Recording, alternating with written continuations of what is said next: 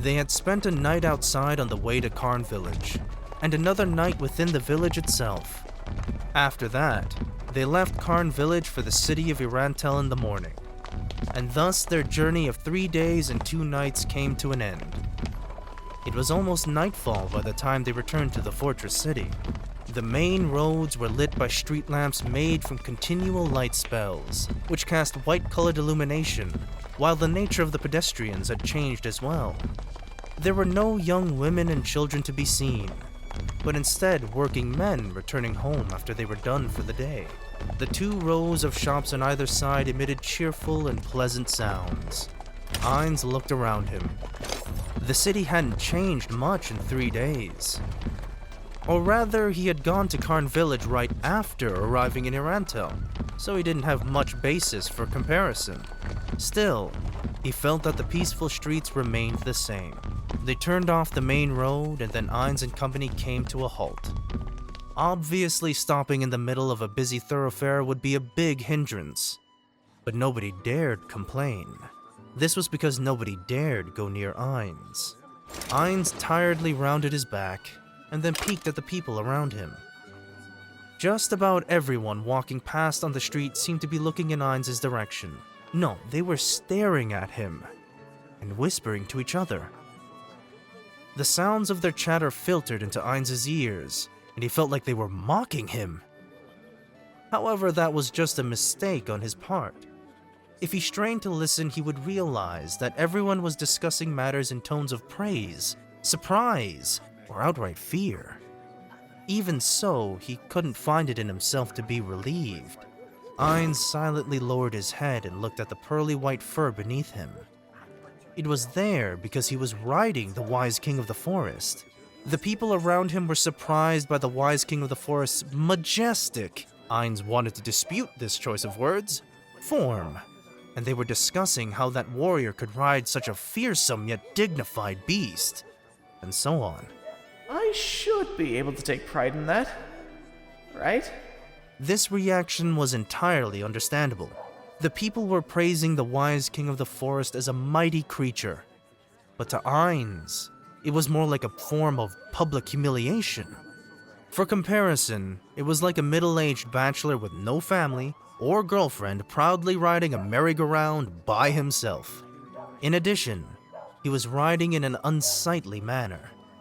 Because the wise king of the forest had a completely different body structure from a regular horse, Ainz was forced to stick his butt out and back while spreading his legs wide. If he didn't adopt this stance, which resembled someone jumping over a box, while riding, it would be difficult to keep his balance. Naturally, riding the wise king of the forest was not Ainz's idea. It had taken not only the Swords of Darkness and the wise king of the forest itself to persuade him, but also Narberal's humble submission that a ruler should not be walking. That made him think that perhaps riding it back would be a good idea, but it had ended up like this. If I'd known this would happen, I would have refused. Could it be someone was trying to set me up and arrange for this? Riding a hamster was something one would hear about in children's fairy tales. However, those creatures were best suited for boys and girls.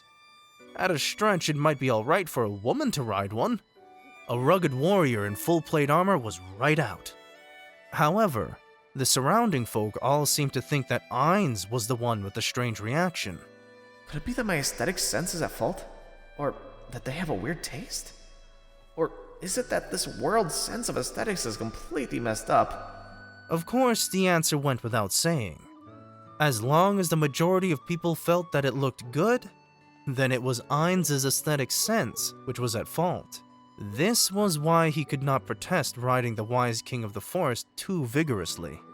In addition, if riding it made Momon the adventurer that much more memorable, which would help in finding his feet here, all the more reason to do so. All the same, Isn't this basically a form of shame play? Ainz's psyche automatically suppressed any emotions he experienced which exceeded a certain magnitude, but this was not happening now. In other words, this was not really affecting him.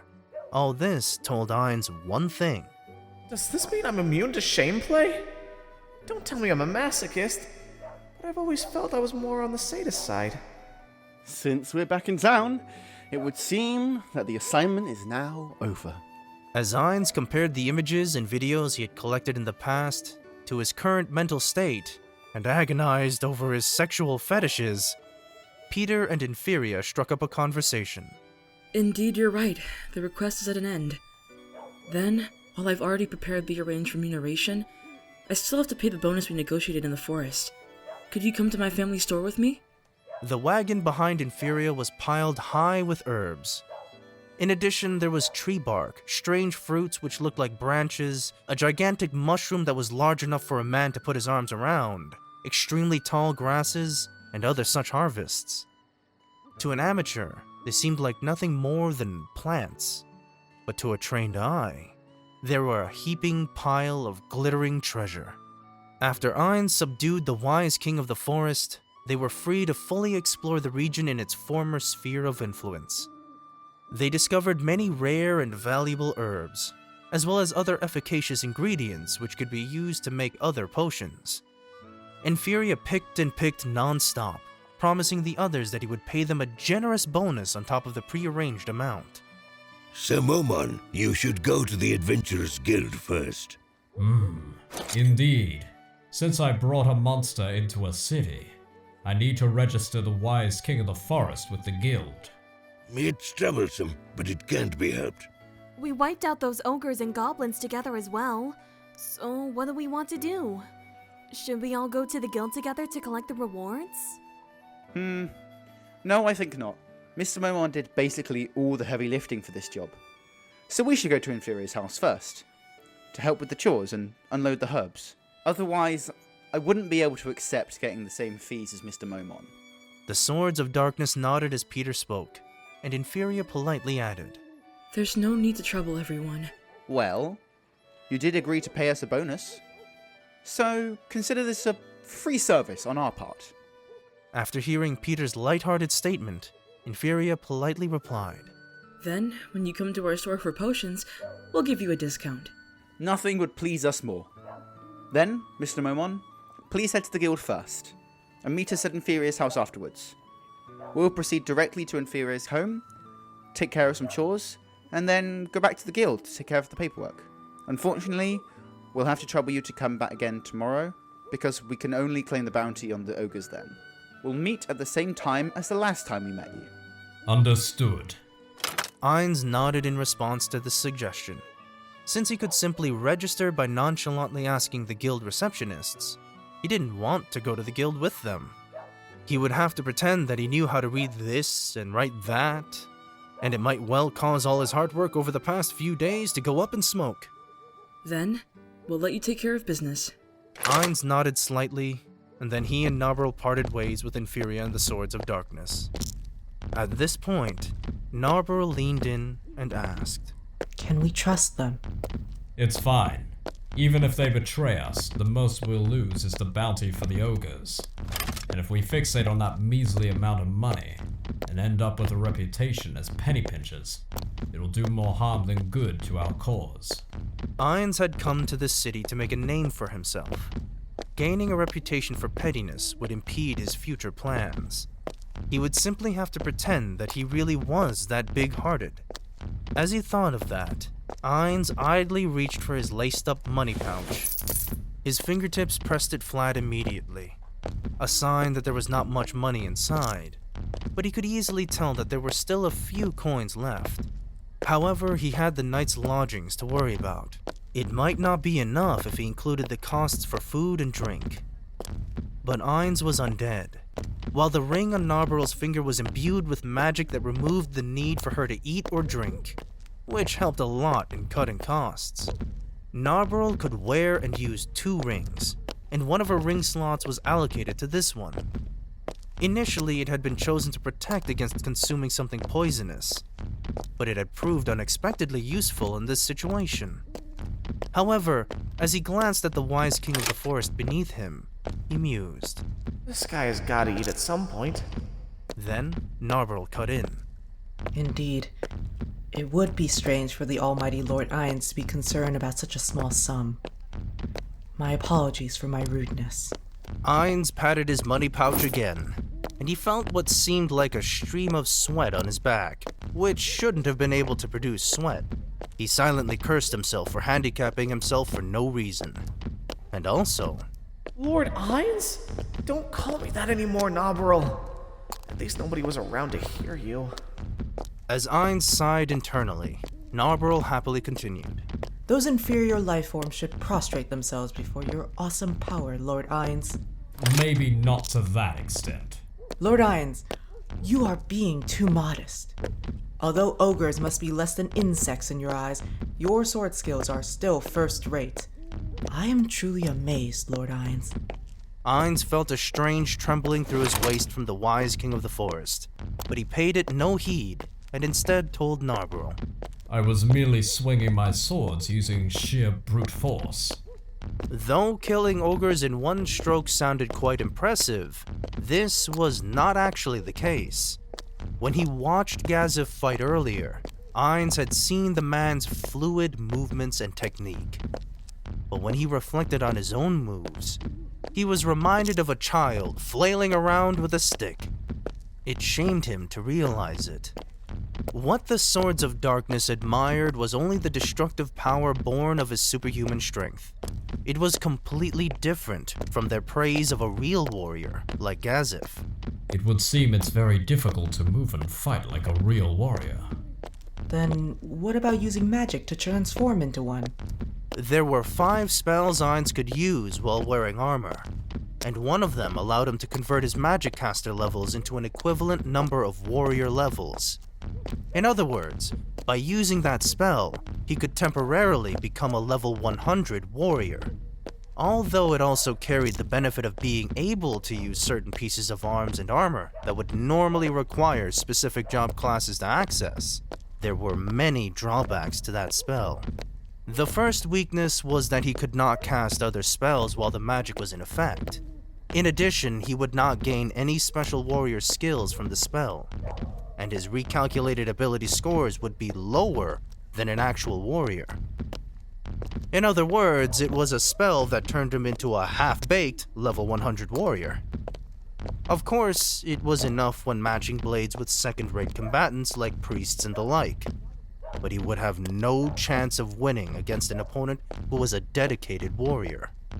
Even so, Ainz would be much stronger in that state than he was now. The problem was... There's too many drawbacks to that spell. If I'm ambushed by an opponent of my level, I won't be able to use magic for a while. Defeat is certain. I could use scrolls to cast spells, but it would take too much preparation time. It's still a major flaw in the spell. Since he did not know if there were any enemy players around, he could not allow himself to lower his guard. There was no need to use that spell and make himself weaker on purpose. I'm pretending to be a warrior to hide my true identity. A tremor ran through the wise king of the forest as it raised its head to look at Ainz, a surprised look on its face. Your humble servant was listening to your words. Could it be that you are not a warrior, my lord? The wise king of the forest looked up to Ainz with its round black eyes. Ainz looked back and nodded sagely. With a hint of pride in her voice, Narberal explained. Lord Ainz is merely pretending to be a warrior. It is like a game to him. If he were to use the spells which are his true power, he could easily sunder the heavens and shatter the earth. Ainz could not bring himself to deny Narberal with words like, "No way." Not when he was confronted with her absolute faith in him, or the fact that she felt it was perfectly logical. Yes, something like that. Wise King of the Forest, aren't you glad you didn't fight the real me? If I had used my true power, you would have been destroyed in an instant. I see. My lord, your servant Hamsuke shall be doubly faithful to you. When the wise king of the forest asked for a name, the first thing that came to Ainz's mind was Hamsuke. Once he named it Hamsuke, the wise king of the forest seemed quite pleased with it. However, when he thought about it, the name Hamsuke was actually quite lame. Maybe I was too hasty in naming it Hamsuke. Perhaps Daifuku? That name might have been wittier. The people in the guild always said I had a poor naming sense. With a faint sense of regret, Ainz, mounted atop Hamsuke, the wise king of the forest, wobbled toward the Adventurers Guild. They drove the wagon into the house's backyard, stopping in front of the back door. Nfirea unlocked the door, a magical lantern in hand. He hung it on a wall inside, illuminating the darkened interior. Because of the lantern's light, they could see several barrels within the house. The smell of dried herbs hung in the air, suggesting that this room was a place for herb storage. Could I trouble you to help me with the herbs? The Swords of Darkness cheerfully replied in the affirmative as they carefully unloaded the bundles of herbs from the wagon, moving them into the room. As he showed the adventurers where to put the bundles, a question popped up in his mind. Isn't Granny home? Nfirea's grandmother was quite old, but she still had keen eyes and ears. She should have come the moment she heard them moving things. However, if she was focused on making potions, then she would not pay attention to lesser noises. Since this seemed like par for the course, Nfirea did not make a big deal out of it. After all the herbs were in their place, Nfirea called out to the slightly panting Swords of Darkness. Thank you for your hard work. There should be some cool fruit juice in the house, so please come in for some. That sounds great. Lukrut, his forehead shiny with sweat, exclaimed in delight. The others nodded happily as well. Then, please come this way. Just as Nfirea was about to lead the others into the house, someone opened the door on the other side of the room. Hi. Welcome home. Before him stood a pretty, yet vaguely unsettling young woman. Her blonde hair swayed in the wind. I've been worried, you know. I thought you went missing. What poor timing. I didn't know when you'd be coming back, so I had to wait here all this while, you know. May I ask who you are? Wait, you don't know each other? Peter exclaimed in surprise. He thought they knew each other from her familiar tone of voice. I came to kidnap you. I need someone to use the spell which summons a big horde of undead. So could you be my magic item? Big Sis is begging you. The Swords of Darkness sensed the air of malice radiating from the girl, and they immediately drew their weapons. Although everyone else was in a combat stance, the girl airily said, That's a 7th tier spell which hardly anyone can use.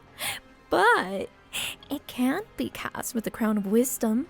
You can't control all of the undead it makes, but you can guide them. What a perfect plan! Nfirea, fall back. Get out of here. Peter eyed the woman warily, his sword in hand, and spoke in a steely tone. The only reason she is going on and on is because she is certain she can kill us all. So as long as you're her target, the only way to turn things around is you running away. As Nfirea withdrew in a panic, the Swords of Darkness closed ranks in front of him, turning themselves into his meat shields.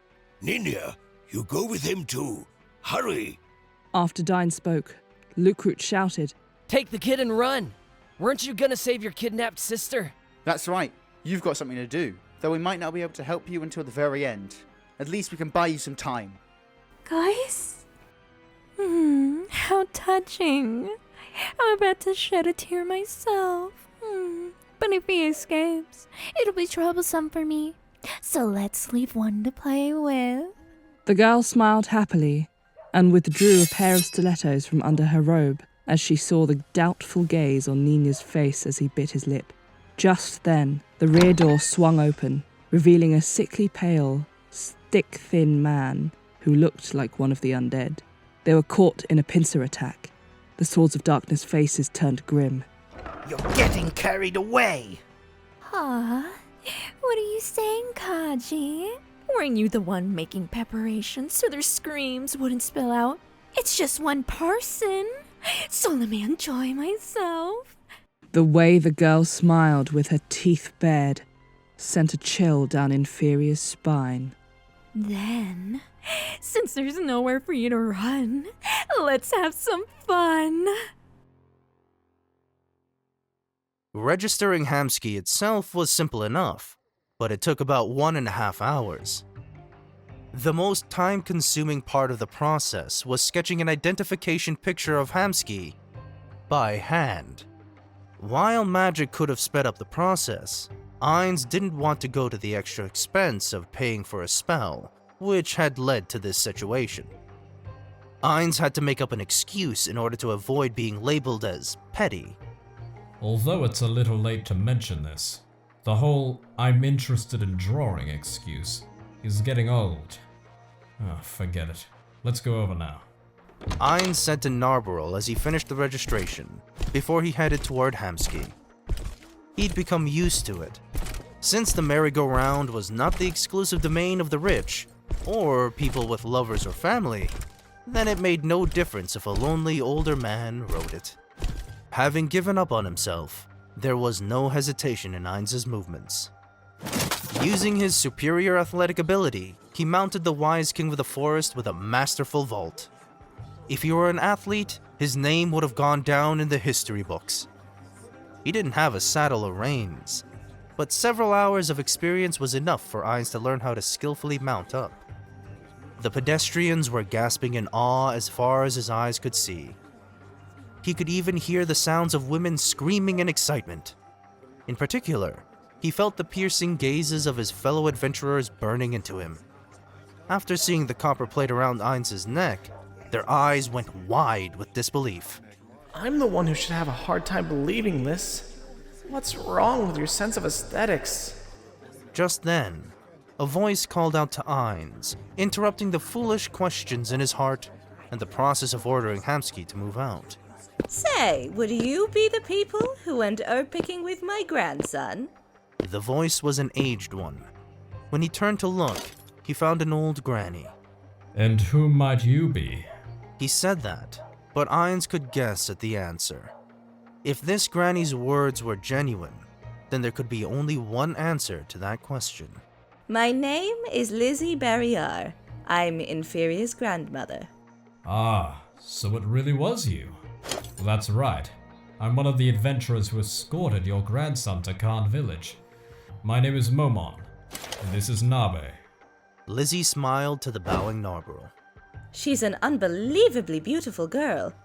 And what is the name of the creature you're riding? It is the Wise King of the Forest, Hamsuke. This one is Hamsuke. This one is very pleased to meet you. What? This mighty beast is the legendary Wise King of the Forest? The adventurers around them who heard Lizzie's cry were even more surprised. Indeed, after receiving your grandson's request, we encountered it at our destination, and I managed to tame it. You actually tamed the Wise King of the Forest? Lizzie was dumbstruck and could do nothing but stare. Then, where is my grandson now? Ah, he went home first with the herbs. We're heading over there now to collect our payment. The old lady breathed a sigh of relief, and then looked at Ainz with a strange look in her eyes. Oh, I see. Then shall we go together? I'm quite interested in you adventurer types. To Ainz, Lizzie's suggestion was like a life preserver to a drowning man. Ah, the pleasure's all mine. The group proceeded through the streets of Rantel, led by Lizzie. Please come in. Once they reached the storefront, Lizzie came to the front door and took out her keys. Then, she looked down and pushed. The door swung open, without any resistance. What's this? This is too careless of him. Lizzie muttered to herself as she entered the shop. Ainz and Narberal followed her. Nfirea, Mr. Momon's here. Lizzie's voice echoed through the shop, but it was silent. It felt as though there was nobody there. What happened? Lizzie was filled with confusion. Ainz, on the other hand, replied curtly. Trouble. Lizzie heard but did not understand. Ainz paid her no heed, but instead placed his hands on the hilts of his greatswords. Narberal figured out what he was up to from that action, and she drew her sword as well. What are you doing? Don't ask. Just follow. With that clipped answer, Ainz drew his weapons and entered the store. He kicked the door open and kept to the right as he went in. Though this was a stranger's house, completely unfamiliar to him, there was no trace of hesitation in Ainz's footsteps. Ainz came to a door which led down, and then turned to Lizzie, who had just caught up with him. What is that room for? This is the herb storage room. It leads to the back door. Although she was not sure what was going on, Lizzie sensed that something was wrong and began to worry. However, Ainz ignored her and pushed the door open. What he smelled was not the scent of herbs, but a more acrid odor, the stench of blood. The first people he saw were Peter and Lukrut. Dine was a bit further beyond. Nina was all the way inside the room. All of them were slumped against the walls. Their legs stuck forward, and their arms drooped down lifelessly. They seemed to have lost all the blood in their bodies, which was now clotted on the ground so thickly that it looked black.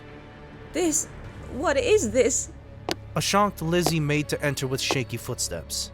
Ainz put a hand on her shoulder to keep her from moving forward, and quickened his pace to get ahead of her. Just then, the fallen Peter suddenly jerked like a puppet. However, before he could get up, the great sword flashed across him. Peter's head rolled to the ground. With the blade in his other hand, he decapitated Lukrut, who was halfway through standing up. Just as Lizzie managed to process the shock of the tragedy before her, Dine, who was somewhat further inside, had already risen to his feet. The face which raised itself was not a living one. There was no color in it, and its eyes were clouded. There was a hole in its forehead, instantly recognizable as a fatal injury. There was only one reason why a dead man would move again, because he was undead. Zombie! Just as Lizzie cried out, Dine groaned menacingly and lurched at them. Ainz immediately thrust his greatsword at Dine. His throat pierced, Dine's head shuddered, and then he collapsed. Nobody else moved. Amidst the silence, Ainz stared at the unmoving Nina. Nfirea! Lizzie finally realized what was going on and began looking for her grandson. Ainz narrowed his eyes at her receding back and gave Narberal an order. Protect her. My passive skill, Undead Blessing, isn't giving me any reactions, so there shouldn't be any more undead in the house. But there might be living people inside. Understood. After a quick nod of her head, Narberal broke into a sprint to catch up with Lizzie. Once he made sure that the two of them were gone, Ainz looked toward Nina again. He kneeled slowly before him, and then gently touched the body. Once he was sure that there were none of the usual corpse booby traps found in Yggdrasil, he raised Nina's face. Of course, he was not unconscious, but dead. He must have been beaten by some sort of blunt object, given how his cheeks were bloated up like pomegranates. If Ainz didn't know it was Nina, he might not have recognized the corpse at all. His left eye was crushed, and the vitreous humor had flowed out. It looked like he was crying. The bones of his fingers were completely pulverized. The skin was split open, revealing the red muscle beneath. In some places, there was no muscle at all. Ainz pulled open Nina's clothes, and his eyes went wide in surprise. He closed up the garment and muttered, So, even the body was... Much like the face, the body bore signs of a brutal beating. It was covered in the bruises of internal bleeding, and it would be harder to find a patch of uninjured flesh than the other way around. Ainz gently closed Nina's eyes. This is a little... upsetting. The sounds of his murmurs faded into the air. My grandson! Nfirea's gone! Lizzie returned, shouting at the top of her voice. Ainz had gathered all the corpses into a corner of the room and calmly replied, I checked their gear. None of them was searched.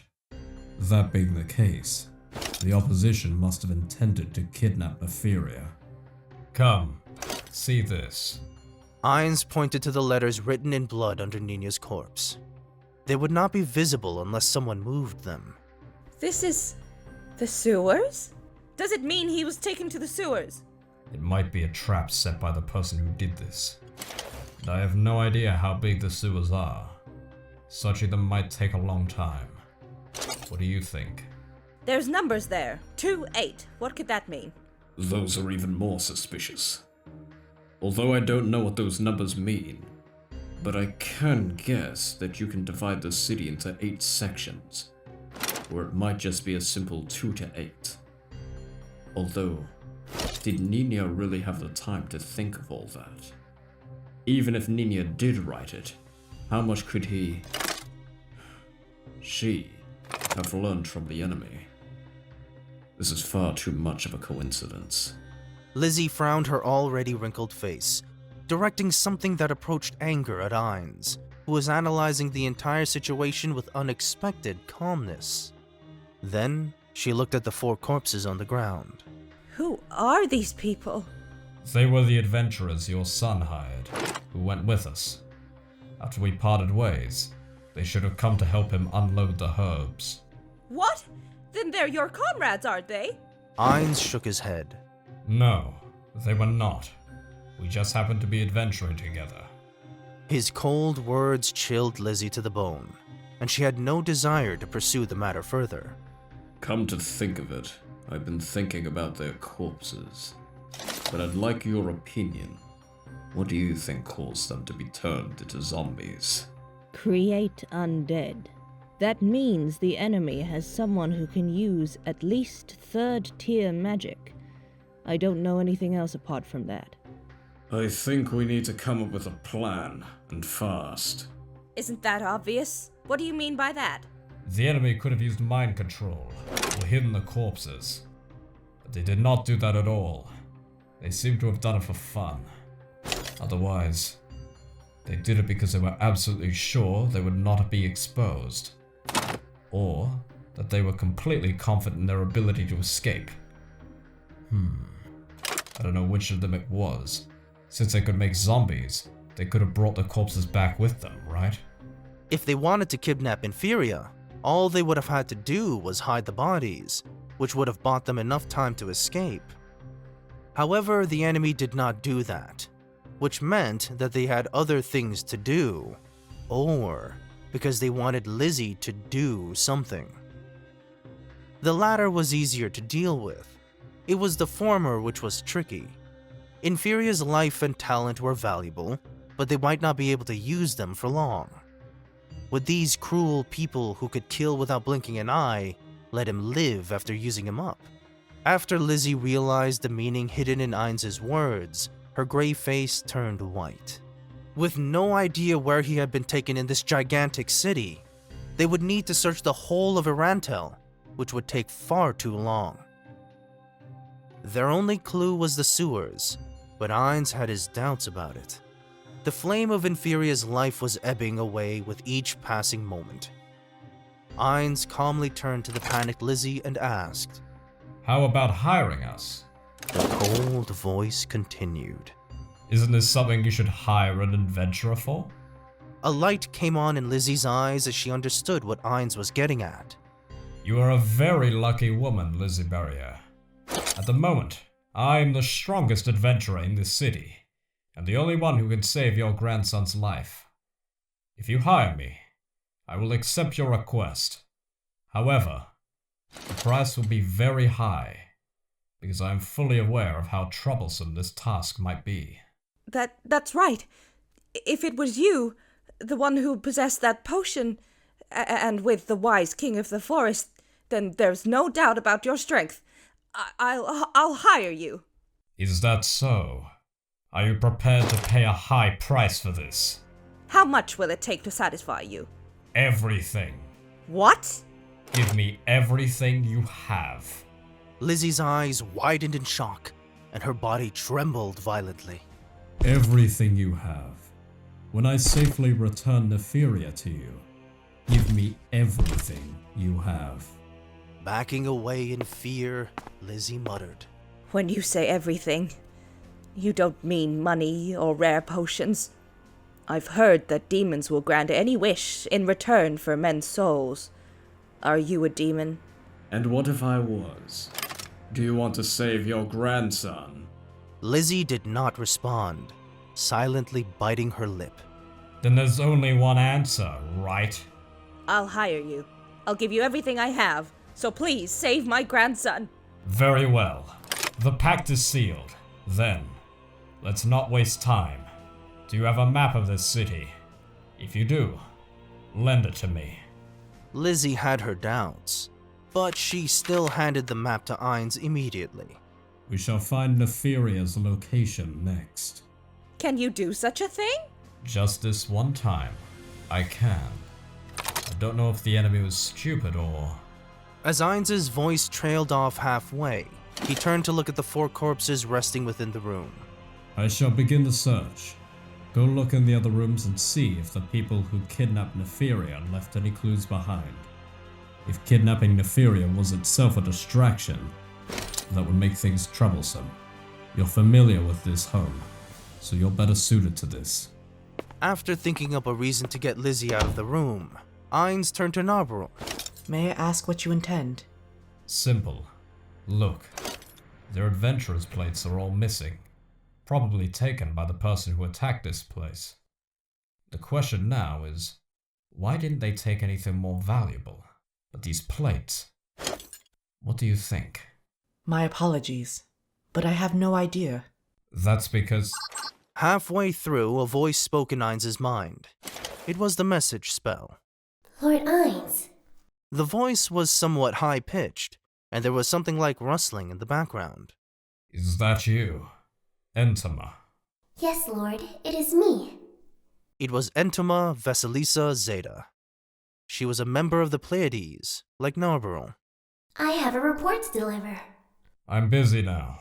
I'll contact you again when I'm free. Understood. Please contact Mistress Albedo as soon as possible. The spell ended, and Ainz continued replying to Narberal, who was looking at him. They were trophies, loot for hunting. Probably a memento for the killer to remember them by. However, that was a fatal mistake. Narberal, use these scrolls. Ainz pulled a scroll from his infinite backpack and handed it to Narberal. This is a scroll of object locating. I trust I don't have to tell you what to look for. Understood. With that acknowledgement, Narberal opened the scroll. Just as she was about to activate it, Ainz grabbed her hand and coldly rebuked Narberal. Idiot. Narberal's shoulders shuddered as Ainz scolded her. My apologies. When using divination-type magic, you need to prepare yourself thoroughly against the enemy's counter-detection spells before casting it. This is an ironclad rule when considering that the opposition might use detect location. It's a basic precaution to use false cover or counter-detection and the like to protect yourself. Also, Ainz prepared about 10 more scrolls and explained the function of each one to Narberal, like a teacher. When using magic to collect information, one had to protect oneself. This was basic knowledge. When Ainzul Gon PK'd, they gathered as much information on the opposition as possible, and then launched an ambush to swiftly decide the matter. Simply put, the battle is over before it begins, as stated by the guild member Punito Moe in the text named PKing for Dummies. Therefore, Ainz was now teaching these skills to Narberal, so they would have the advantage if they encountered other players in the future. That's basically it. The fact is, you still need to use skills to improve the effectiveness of your spells and defend yourself. But I don't think we need to prepare so much against our enemy this time. After all, if the opposition was a magic caster who knew more spells to deal with the enemy, they wouldn't have simply cast that level of spells on the corpses. Then, begin, Narberal. A relieved Narberal carefully opened a scroll and recited the name of the spell inscribed upon it. A heatless flame engulfed the scroll, consuming it within seconds and releasing the magic locked within. She did the same with all the other scrolls, and only after sheathing herself in countless protective spells did she finally cast Locate Object. After that, she pointed to a location on the map. There. Ainz could not understand the characters and racked his brains for some clue as to where there was. The graveyard, huh? As I thought, it wasn't the sewers after all. Rantel was also a military base, and the graveyard was massive, almost the largest of its size. The spell pointed to the deepest reaches of the graveyard. I see. Then use clairvoyance next. Combine it with crystal monitor so I can see as well. Narberal activated the scrolls once more, and the image floating in midair revealed countless human shapes. However, their movements were oddly stiff. In addition, there were many inhuman objects within the image. There was a boy in their midst. He was dressed strangely, but there was no mistake about him. So, he's definitely there. And the metal plates could be nearby. A big mass of undead. There was a group of undead around Nfirea. They were all low-tier undead, but they were present in surprising numbers. What do you plan to do? Teleport in and wipe them all out at once? Or perhaps use flight magic to attack them from above? Don't be ridiculous. Wouldn't either of those methods mean that the problem gets solved without anyone knowing about it? Seeing that Narberal had no idea what he was talking about, Ainz continued his explanation. Whoever created all these undead must have done so in preparation for something of earth-shaking proportions. Therefore, if we save Nfirea and deal with that matter at the same time, it will greatly boost our reputations. If we do this on the quiet, we will only receive Lizzie's payment, and we won't be able to gain much fame from it. That said, if they did not take care of the situation quickly, there was a high chance that Nfirea might die. Even Ainz couldn't summon this many undead and control them, so there must have been some sort of trick at work here. Nfirea's life might well be an important part of that trick. That said, he wanted to know the secret of that trick, even if it cost Nfirea's life. The most important thing to Ainz was how to strengthen the Great Tomb of Nazarick. If he could do so by sacrificing Nfirea, then he would gladly pay that price. I'd like to collect more information, but our preparations and time won't allow it. Ainz muttered as he approached the door. After opening it, he shouted, Lizzie, we're ready. We're heading to the graveyard now. What about the sewers? Lizzie's voice came from far away, accompanied by the patta-patta-patta of her running footsteps. The sewer is just a red herring, which the author of this tragedy left for us. They're actually in the graveyard, together, with an army of undead. There's easily thousands of them there. What? Of course it was an estimate. How could he have counted all of them? No need to be shocked. We intend to cut a path through them. The problem is that we can't guarantee that undead army won't escape from the graveyard. And we need to tell as many people as possible to hold the undead back if they see them spilling out.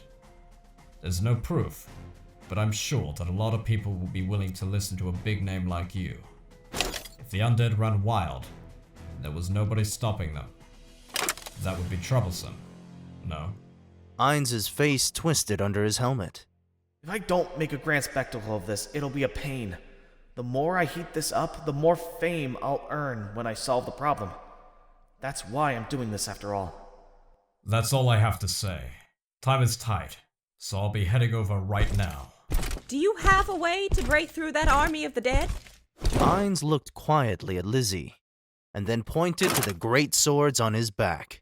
Don't you see it right here? There was a place which occupied roughly a quarter of Rantel's outer ring, which was almost most of the western quadrant. It was Rantel's communal cemetery. While other cities had their own graveyards, none of them were as big as this one. This was in order to suppress the spawning of the undead. Although many things were unclear about the spontaneous genesis of the undead, the basic idea was that vile creatures frequently spawned from the places where the living came to an end.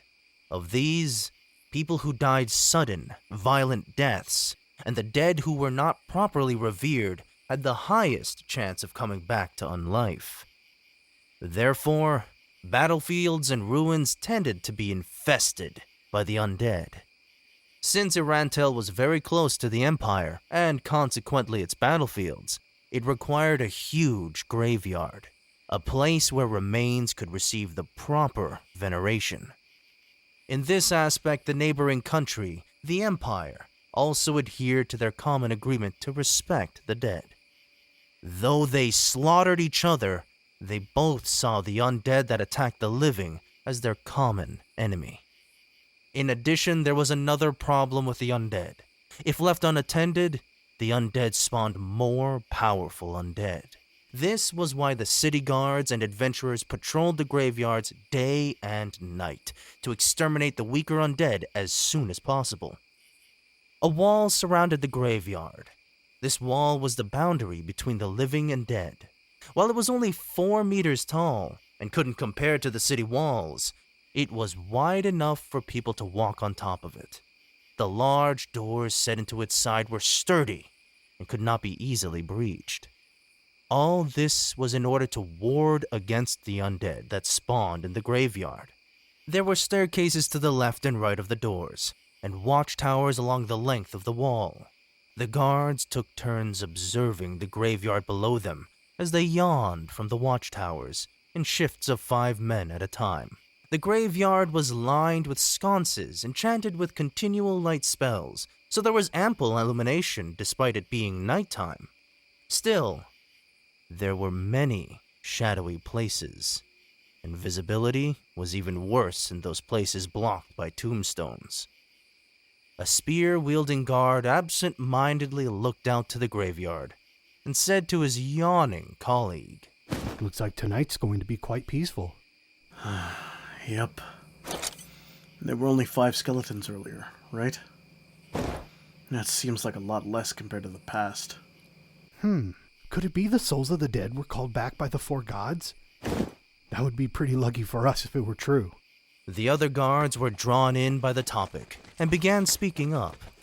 As long as it's skeletons and zombies, we can handle them. Although skeletons are a pain to get with spears. I think the most troublesome ones are the whites. For me, it's the skeleton centipedes.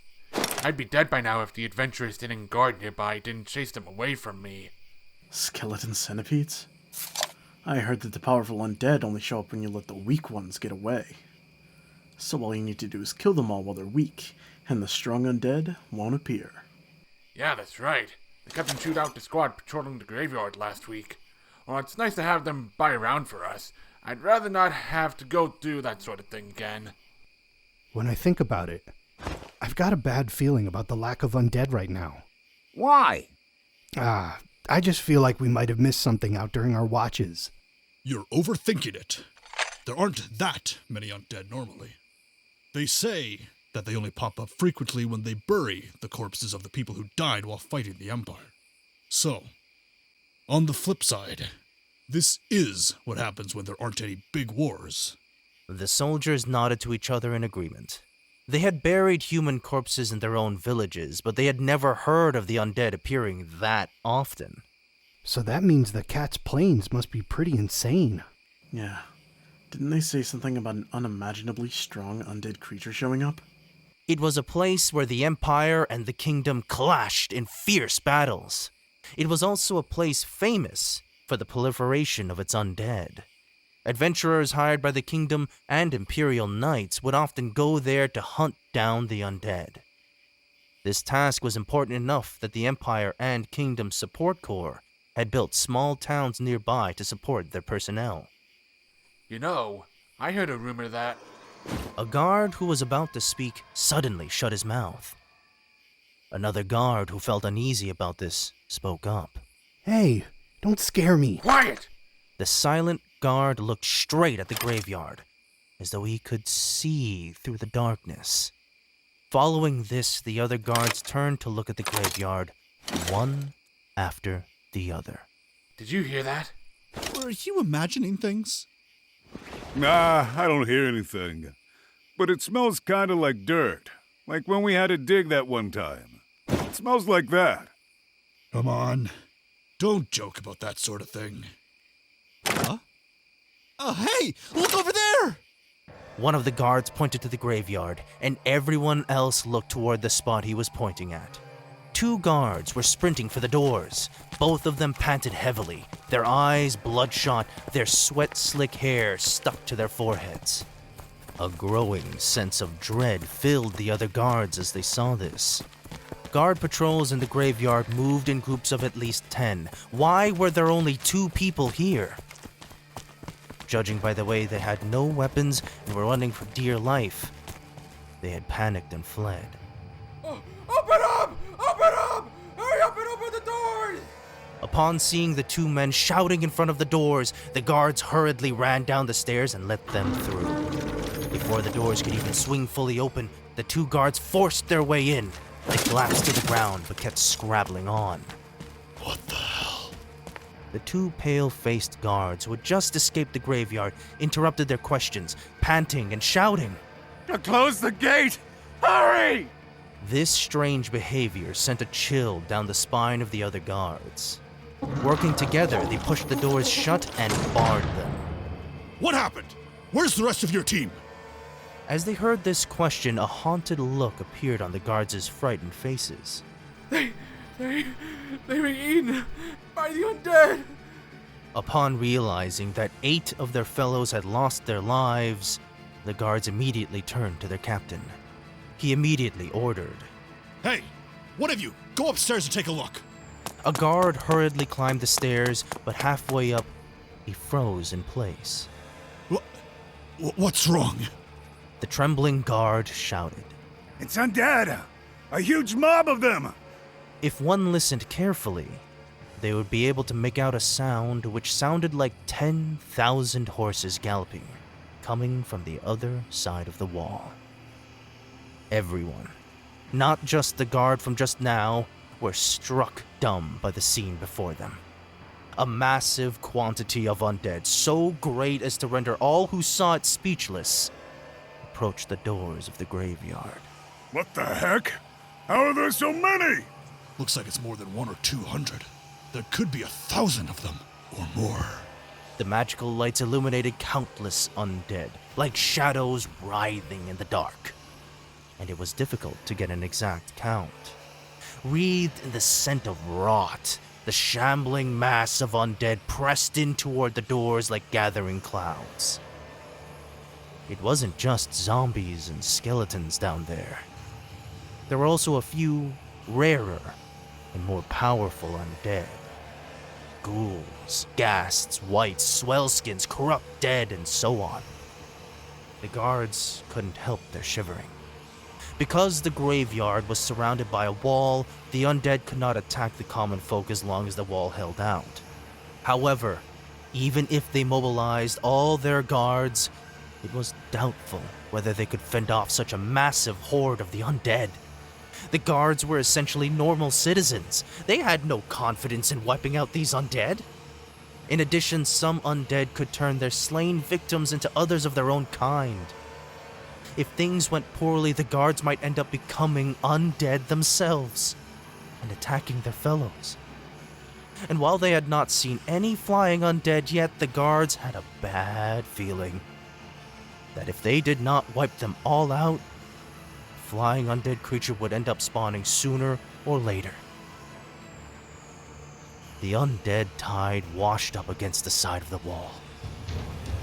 Doom. Doom. The swarming, mindless undead had no sense of pain and banged wildly against the doors. It was as if they knew that they could attack the living if they broke the doors down. Doom. Doom. The sounds of repeated pounding and the constant moans of the dead came from the other side of the door. They didn't need siege rams. The undead, who didn't care if their bodies were destroyed by their non-stop battering, were siege weapons in their own right. Cold sweat broke out on the backs of the guards who saw this. Ring the bell!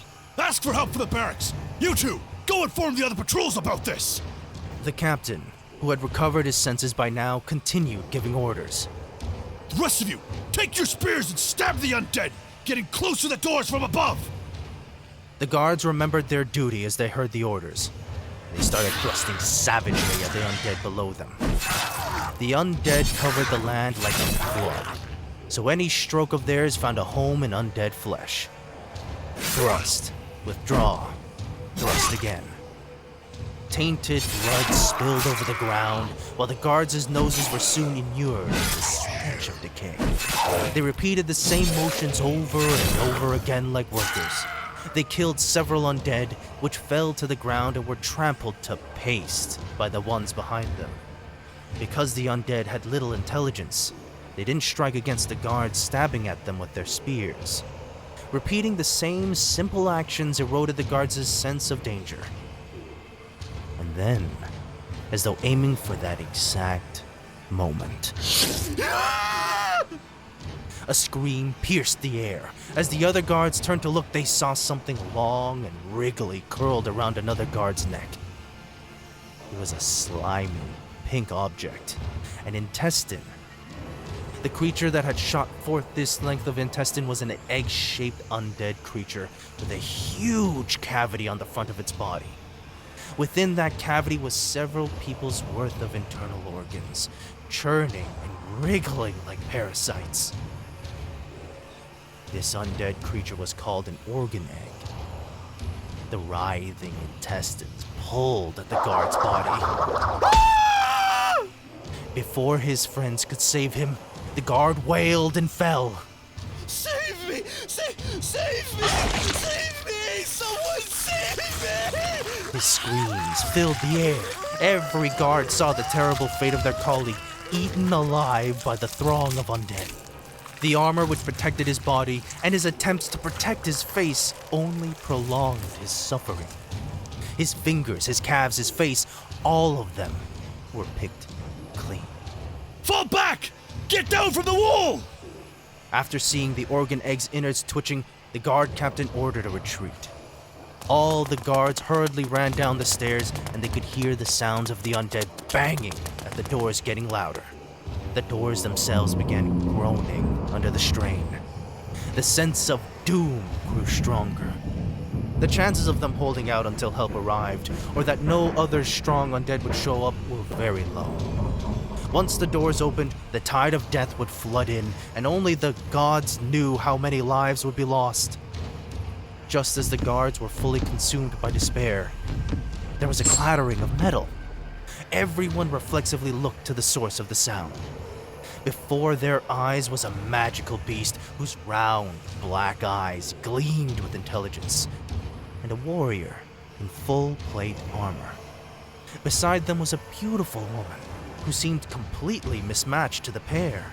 Hey! This place is very dangerous! Get out of... Halfway through the guards' words, he realized that there was a metal plate dangling from the warrior's neck. An adventurer! However, that ember of hope was snuffed out when he saw that it was just a copper plate.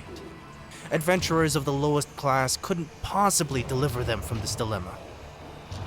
A look of disappointment appeared in the eyes of all the guards present. The warrior nimbly dismounted his beast. There was no sense of clumsiness in his movements. Didn't you hear me? Get out of here now! Nabe, my sword. The warrior's voice was softer than the guards' shouting, but it was surprisingly resonant, even through the clamor of the swarming undead. The beautiful woman approached the warrior and drew a great sword from his back. Look behind you. It's dangerous, right? The guards turned around in response to the warrior's words, and they looked upon their doom. They saw a shape which was taller than the 4-meter-high walls. It was a necrosome giant, a gigantic undead creature made of countless corpses. Just as the guards screamed and prepared to flee, a strange sight appeared before them. The warrior from just now raised his sword in a javelin thrower's stance. What was he doing? In the next moment, that question vanished like mist and sunlight. The warrior hurled his sword with unbelievable speed. The guards hurriedly looked down where the sword had flown, and there they saw an even more incredible sight. The Necrosome Giant, that vast, seemingly invincible undead creature, staggered back like it had been hit in the head by an even larger foe, before collapsing to the ground. A thunderous crash provided the proof that the gigantic creature had been knocked down. These undead are in the way. With that, the Dark Warrior drew his other sword and advanced. Open up! The guards didn't seem to have understood what the warrior said. They blinked several times before they finally managed to parse the warrior's words. Don't be stupid! There's a whole crowd of undead on the other side of the door! So, what does that have to do with me, Momon? Faced by the absolute confidence of the Dark Warrior, all of the guards were shaken to the core, and they couldn't respond. Well, if you won't open up, it can't be helped. I'll go over there myself. The warrior broke into a sprint and kicked off the stone floor, vanishing over the side of the wall. He had leapt over a 4-meter-high wall in a single bound, and while wearing full plate, too. It was a scene that barely seemed real at all. The guards couldn't bring themselves to believe the events which had just occurred. Each of them continued staring slack-jawed at the place where Momon had been. The beautiful woman floated into the sky from her original position. She looked like she would cross the wall like that, but then a voice halted her. A moment, please. Please bring this one with you. The voice came from the mighty beast which the warrior just now had ridden. Its voice was as awe-inspiring as its appearance. The beautiful girl's brows furrowed slightly. Not that it damaged her looks at all, and responded to the beast. Climb the stairs over there. You should still be able to move after falling from a height like this, right? Of course. This one must rush to her master's side. Wait for this one, my lord. The massive creature shot past the guards and nimbly bounded up the stairs. It hopped over the wall and landed on the other side. Now all was silent. They stared with open mouths and stunned eyes for a while, as though a typhoon had just swept past them. The first guard to recover spoke in a voice that trembled uncontrollably. Hey, can you hear it? Hear what? The noises the undead were making. Even though they strained their ears to listen, they couldn't hear anything. It was as though a veil of silence had been drawn across the land. The constant sound of the undead pounding on the doors from just now was nowhere to be found. The frightened guards muttered. Wow, can you believe it? That warrior went in there all against those undead, and he actually broke through the mob, and is still going. They were filled with equal parts shock and awe. The reason why the noise had stopped was because the nearby undead had been drawn away by a new target. Given that the sound still had not returned, it implied that they were still fighting. This unbelievable scenario drew the guards to the top of the walls to satisfy their curiosity. They couldn't believe what they saw from up there, and they muttered, What the hell? That warrior. What kind of a man is he? Countless bodies littered the ground. Mountains of corpses were everywhere, covering the entire graveyard. Although some of the undead hung on to a thread of unlife and struggled weakly to move, all of them had lost the ability to fight. The smell of decay floated over as they expected, and they heard the sounds of a distant battle. No way. He's still fighting? All those undead. The strong ones too. And he managed to break through them? Who was that warrior anyway? He called himself Momon, I think. But calling someone with skills like that a copperplate is too much of a joke. He should be one of those legendary adventurers with adamantite plate, right? The others quietly voiced their approval.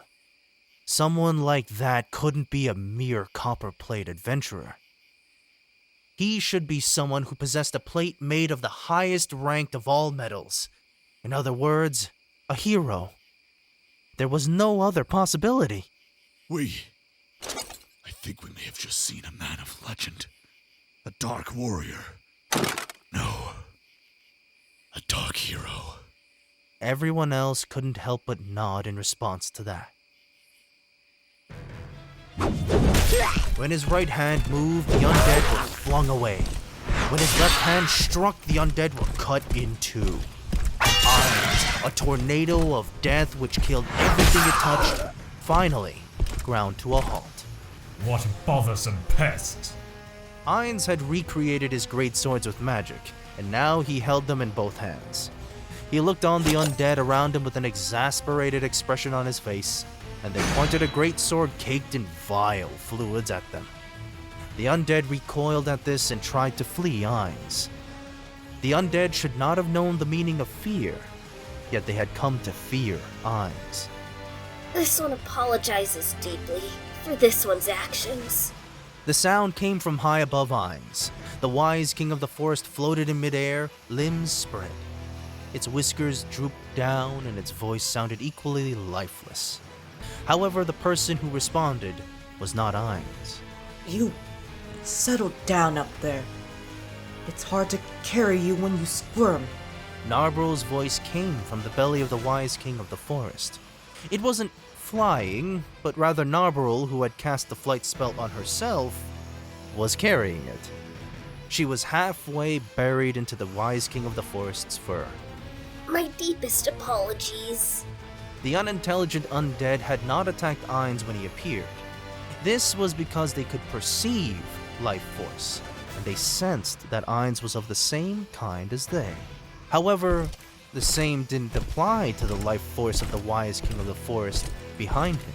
This resulted in a chaotic battle which drew Ainz in, and the wise king of the forest was thus carried up by Narberal, lest the undead touch it. With every step Ainz took forward, the undead took one back. They encircled him in this way while keeping their distance from him. This circle moved with Ainz's steps. Although the undead seemed to be looking for a chance to attack, any who stepped forward were immediately destroyed by Ainz. Therefore, the undead merely surrounded him, but didn't make a move. Countless undead had already been annihilated by Ainz when they carelessly strayed too close to Ainz. Even the mindless undead had learned something from this, which was why they had chosen to surround him. If this keeps up, it'll only be a stalemate. Ainz grumbled as he saw the huge throng of undead that still remained. If he wanted to break the encirclement, he could easily cut a path through the undead horde. However, if he forced his way through, the undead would scatter in all directions, and the nearby guards might end up being injured or killed. If that happened, he would lose the witnesses to his deeds, and thus fail the objective of being the adventurer who cleared up this matter. Therefore, he had to lure the undead to him as he moved forward, in order to ensure the safety of the guards. However, doing so made his forward progress very slow, and then Narberal responded in earnest to Ainz's words. Shall we summon reinforcements from Nazarick? A couple dozen people can annihilate everything in this graveyard that dares stand against you, Lord Ainz. Don't be foolish. How many times have I told you our objective for coming to this city? But Lord Ainz, if we wanted to win fame, would it not be better to let the undead surge into the city and cause more casualties first before stepping in? I have considered that possibility as well. If we knew our enemy's aim, this city's fighting power and so on, we might be able to do that. But since we lack that information, we need to avoid losing this chance. It would also be very annoying to have to dance to the opposition's tune. In addition, from what I can see, other teams might snatch away our glory first. I see. Lord Ainz, you are truly incredible. To think your plan was so immaculately conceived, as expected of our supreme ruler. I bow before your superior wisdom once more. Speaking of which, your foolish vassal would like to be enlightened on one point. Would it not be better to send the 8-edged assassins, shadow demons, and other vassals, adept at hiding themselves, to observe the situation before a great shift in the circumstances occurs, and then seize the moment when it comes? Ainz silently looked at Narberal, who was floating in the air. The night wind blew softly. Any undead who sought to exploit this perceived weakness would instead be destroyed in one hit by a swing of Ainz's greatswords. If I told you everything, how would you learn? Figure it out yourself. Yes, Lord. My deepest apologies. Ainz had been somewhat shaken by this. He forcefully jerked his head back to double-check the distance between himself and the doors to the graveyard, and to see if the guards could still see him from there. That said, time is still getting quite tight. It can't be helped. I guess I'll have to carve a path through them. Ainz unleashed his power. Create mid-tier undead, Jack the Ripper. Create mid-tier undead, Corpse Collector. After using his skill, 2 undead creatures appeared. One of them was dressed in a trench coat and wore a mask which showed a smiling face. Its fingers ended in large, sharp, surgical scalpels. The other was a massive, brawny creature, but its body was covered in pustules, and the bandages which wrapped its entire body were stained yellow. There were many metal hooks all over its body, linked by the metal chains to just as many moaning skulls. Kill them. The 2 undead obeyed Ainz's orders and laid into the surrounding undead horde. Though there were only 2 of them, they were stronger by far. As Jack the Ripper severed limbs with each swipe of its scalpel hands, and the Corpse Collector wrenched off the heads of the undead with its chains, Ainz continued using his skills. Let's take care of things on this side, too. Those skills were Create Low-Tier Undead Wraith and Create Low-Tier Undead Bone Vulture. After summoning several of them, he ordered, chase away any intruders that enter the graveyard. Killing adventurers is fine, but do not kill the guards. The Wraiths' bodies shimmered and vanished, and the Bone Vultures spread their wings and flew up. Now that his work was done, Ainz smiled to himself. The low-tier undead were there just in case some adventurers used flight magic to reach the enemy's location and steal the credit for his hard work. Let's go. As the 2 summoned undead made a brutal display of their skills, Ainz charged into the greatly thin ranks of the undead horde. Only Narberal remained with Ainz by the time they reached the chapel at the heart of the graveyard. Several suspicious-looking fellows were standing in a circle in front of the chapel, apparently conducting some kind of ritual. They all wore crude black robes which covered their entire bodies, and which varied in both texture and color. Their black headcloths hid their faces and only showed their eyes, while the wooden staves they carried had strange carvings on their ends. They were short, and by the way they carried themselves, they were probably all men. The only exposed face belonged to the man in the middle, and he looked like he was undead. He was well dressed, and seemed to be concentrating on the black stone that he held in his hand. The wind carried whispered words to Ainz's ears. The voices in the air rose and fell in unison, and it sounded like some sort of chanting. However, it did not sound like a requiem to the dead, but more like some sort of dark ritual which blasphemed against the deceased. Should we ambush them? Narberal asked. However, Ainz shook his head. It wouldn't help. Besides, it seems they've already spotted us. Ainz had no concealment-related skills, so he simply strode directly over to them. Although he could have avoided the lights of the graveyard, all the opposition would need to do was use dark vision in order to see as though it were broad daylight. In addition, Ainz had personal experience of the fact that summoned monsters and their summoners were linked by a mental bond. Since he had defeated so many undead on the way here, they must have known that Ainz was approaching them through their bond. In fact, there were already several people looking at Ainz and Narberal. Given that they had not launched an attack yet, they might have something to say. Having come to that conclusion, Ainz decided to approach them head-on. As Ainz and Narberal walked below the magical lights, the suspicious group of people took a stance, and one of them said to the man in the center, Lord Khajiit, they're here. Alright, idiot confirmed. No, he might have been faking it. First, let's listen to what they have to say. Ah, what a lovely night. Don't you think it's wasted on a boring old ritual? I'll decide whether the time is right for a ritual. Come to think of it, who are you anyway? How did you break through that horde of undead? The man standing in the center of the circle, his name was Khajiit, unless that was an alias and he was probably the highest ranked of all the people present, asked Ainz that question on behalf of the others. I'm an adventurer, on an assignment, looking for a missing young man. I trust you know who I'm talking about, even if I don't state his name. The other members of the group took a stance, which confirmed in Ainz's heart that they were not innocents who had been dragged into the matter. Under his helmet, Ainz smiled bitterly at Khajiit, who was looking around the surroundings.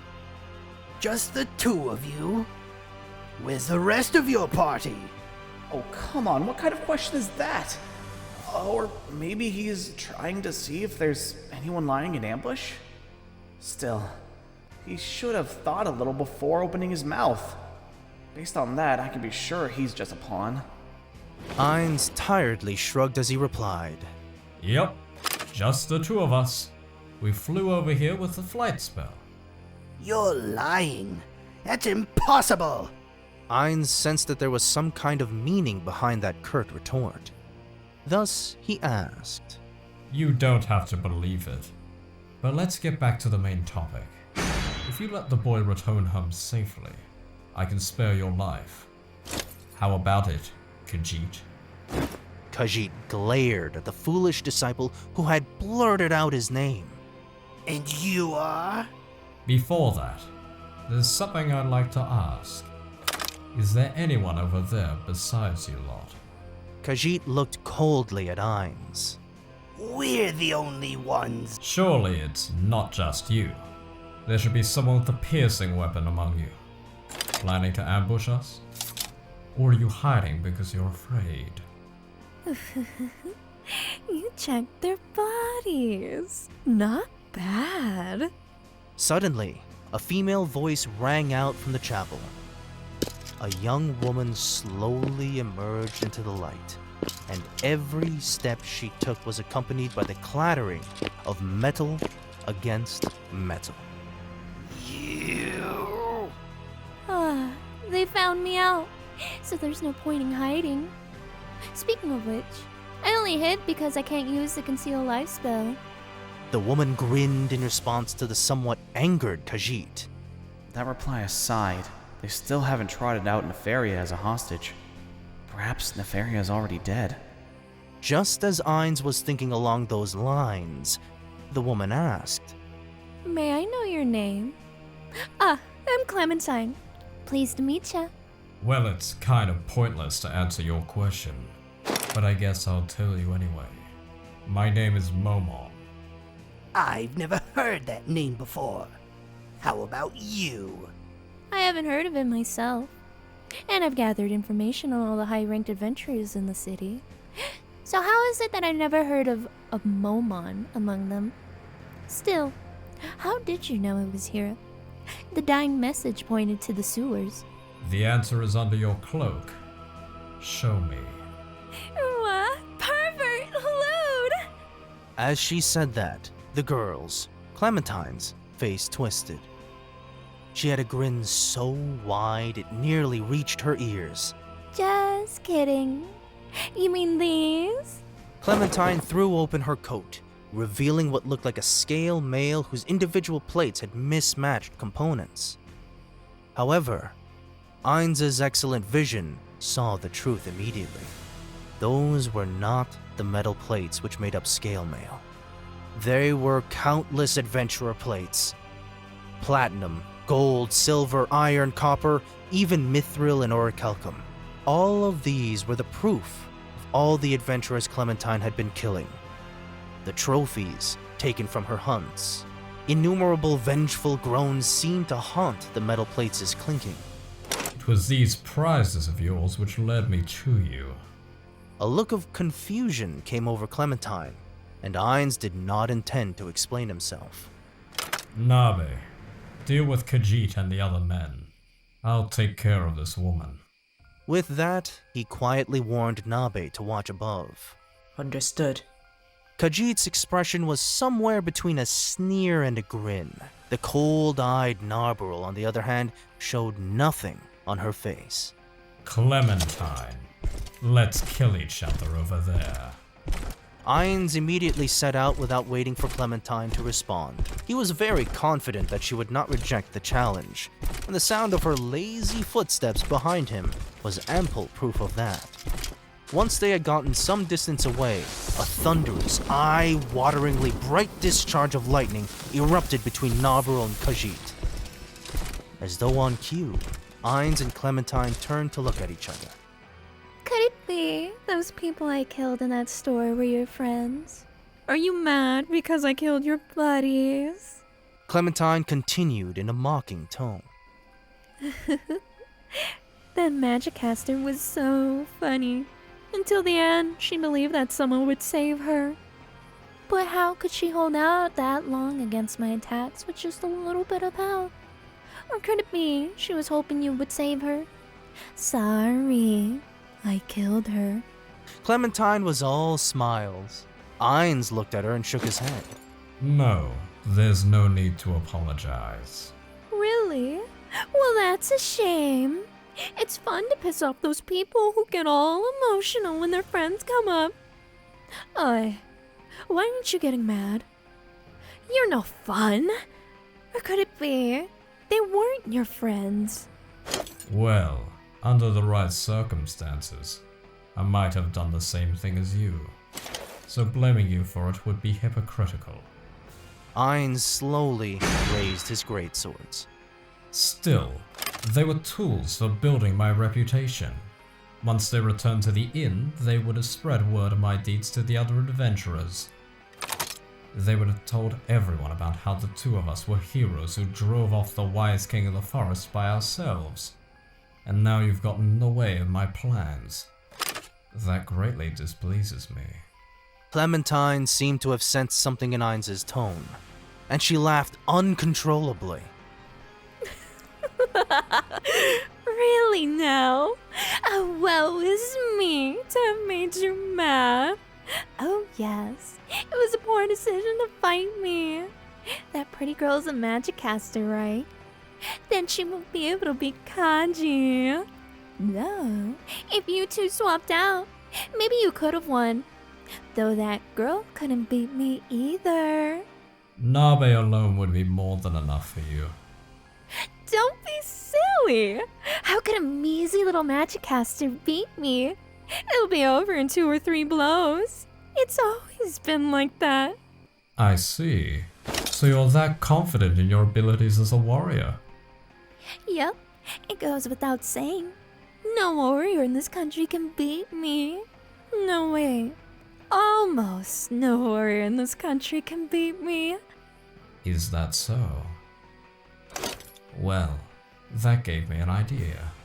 I shall give you a handicap, and have my revenge on you at the same time. Clementine's eyes narrowed, and for the first time she had a look of annoyance on her face. According to the info from those chaps in the Windflower, there's only 5 people in this country who can give me a good fight. Gaz of Stronov, Gagarin of Blue Rose, Luisenberg Albano of Red Drop, Brian Unglas, also the retired Vestia Croft de la Fawn. Though none of them could beat me even if they went all out. Not even if I was without the magic items from my country. Clementine smiled to Ainz. That smile was a disgusting one. I don't know what sort of ugly face is under that helmet of yours, but there's no way that I, Lady Clementine, one who's left humanity behind and stepped into the realm of heroes, could possibly lose. In contrast to the agitated Clementine, Ainz's reply was calm and composed. Because of that, I will give you a handicap. Under no circumstance will I use my full strength on you. Twin maximize magic. Electrosphere.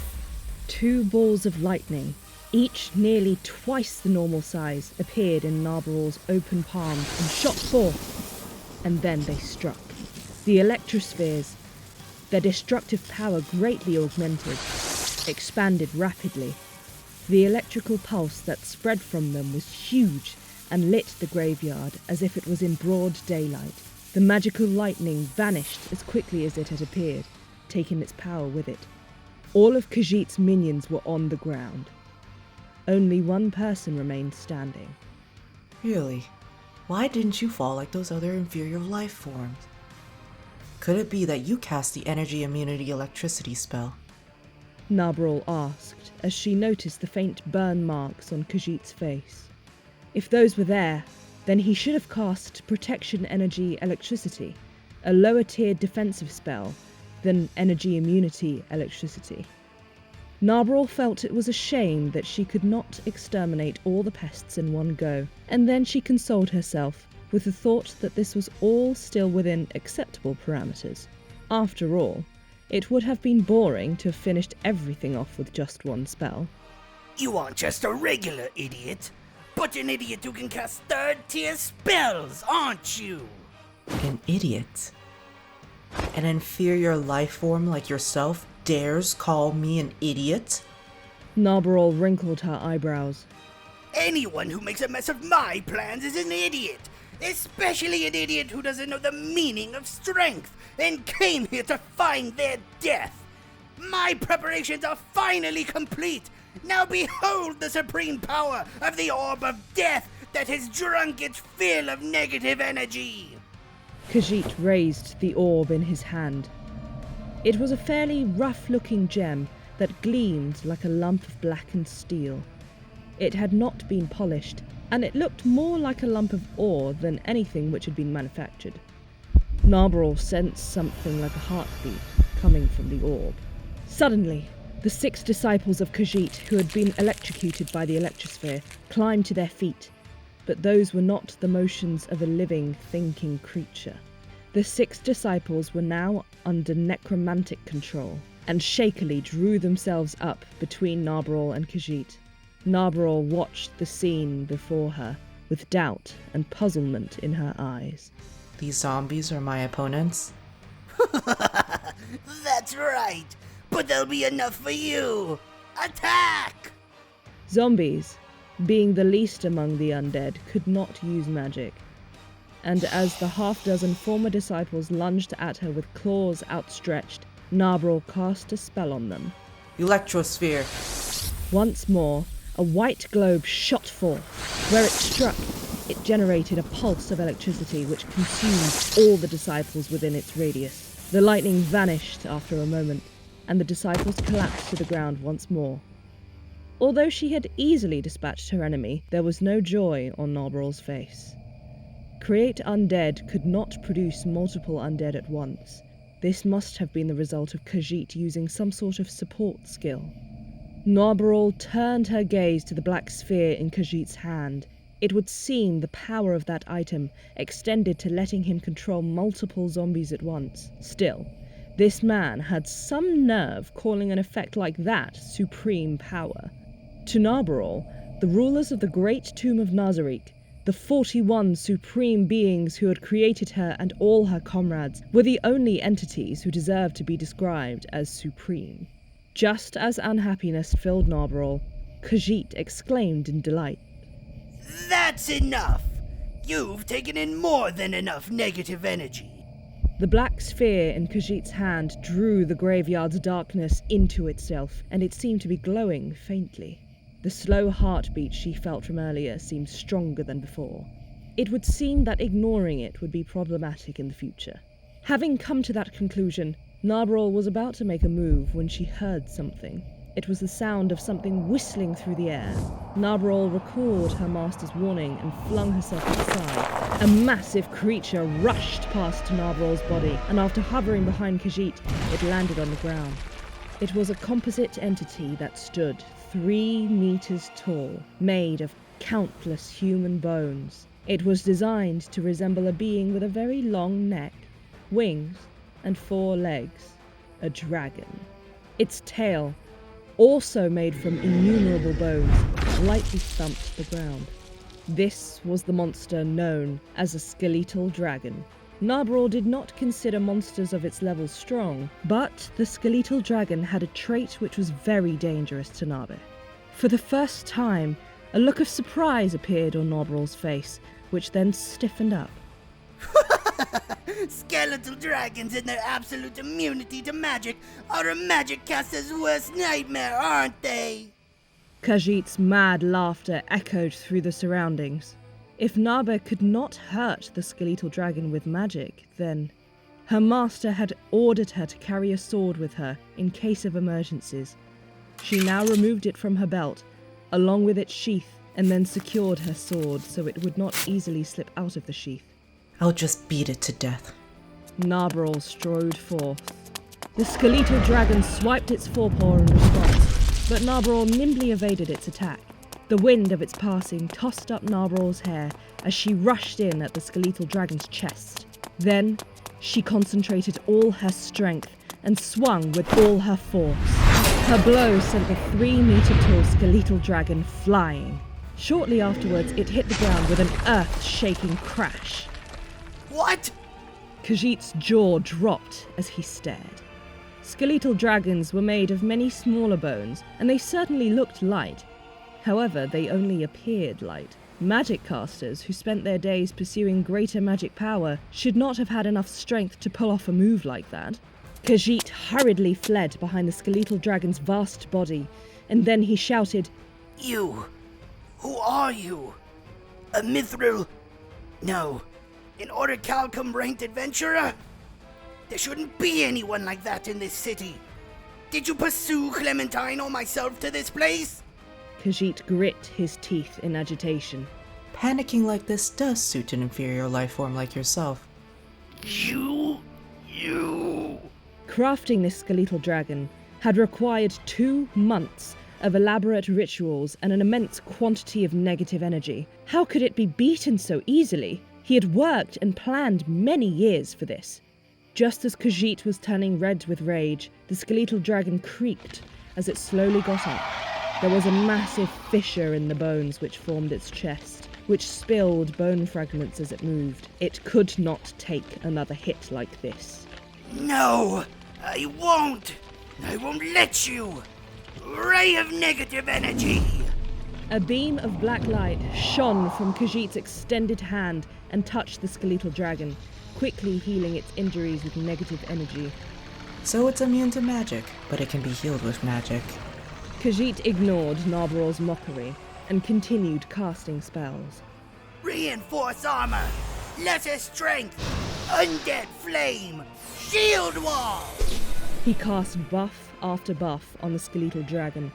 Now the skeletal dragon's bony body was sturdier, stronger, and wreathed in life-draining black fire. It even had an invisible barrier in front of it, which acted like a shield. Well, if you're doing that, I'll play along. Reinforce armor, shield wall, protection energy, negative.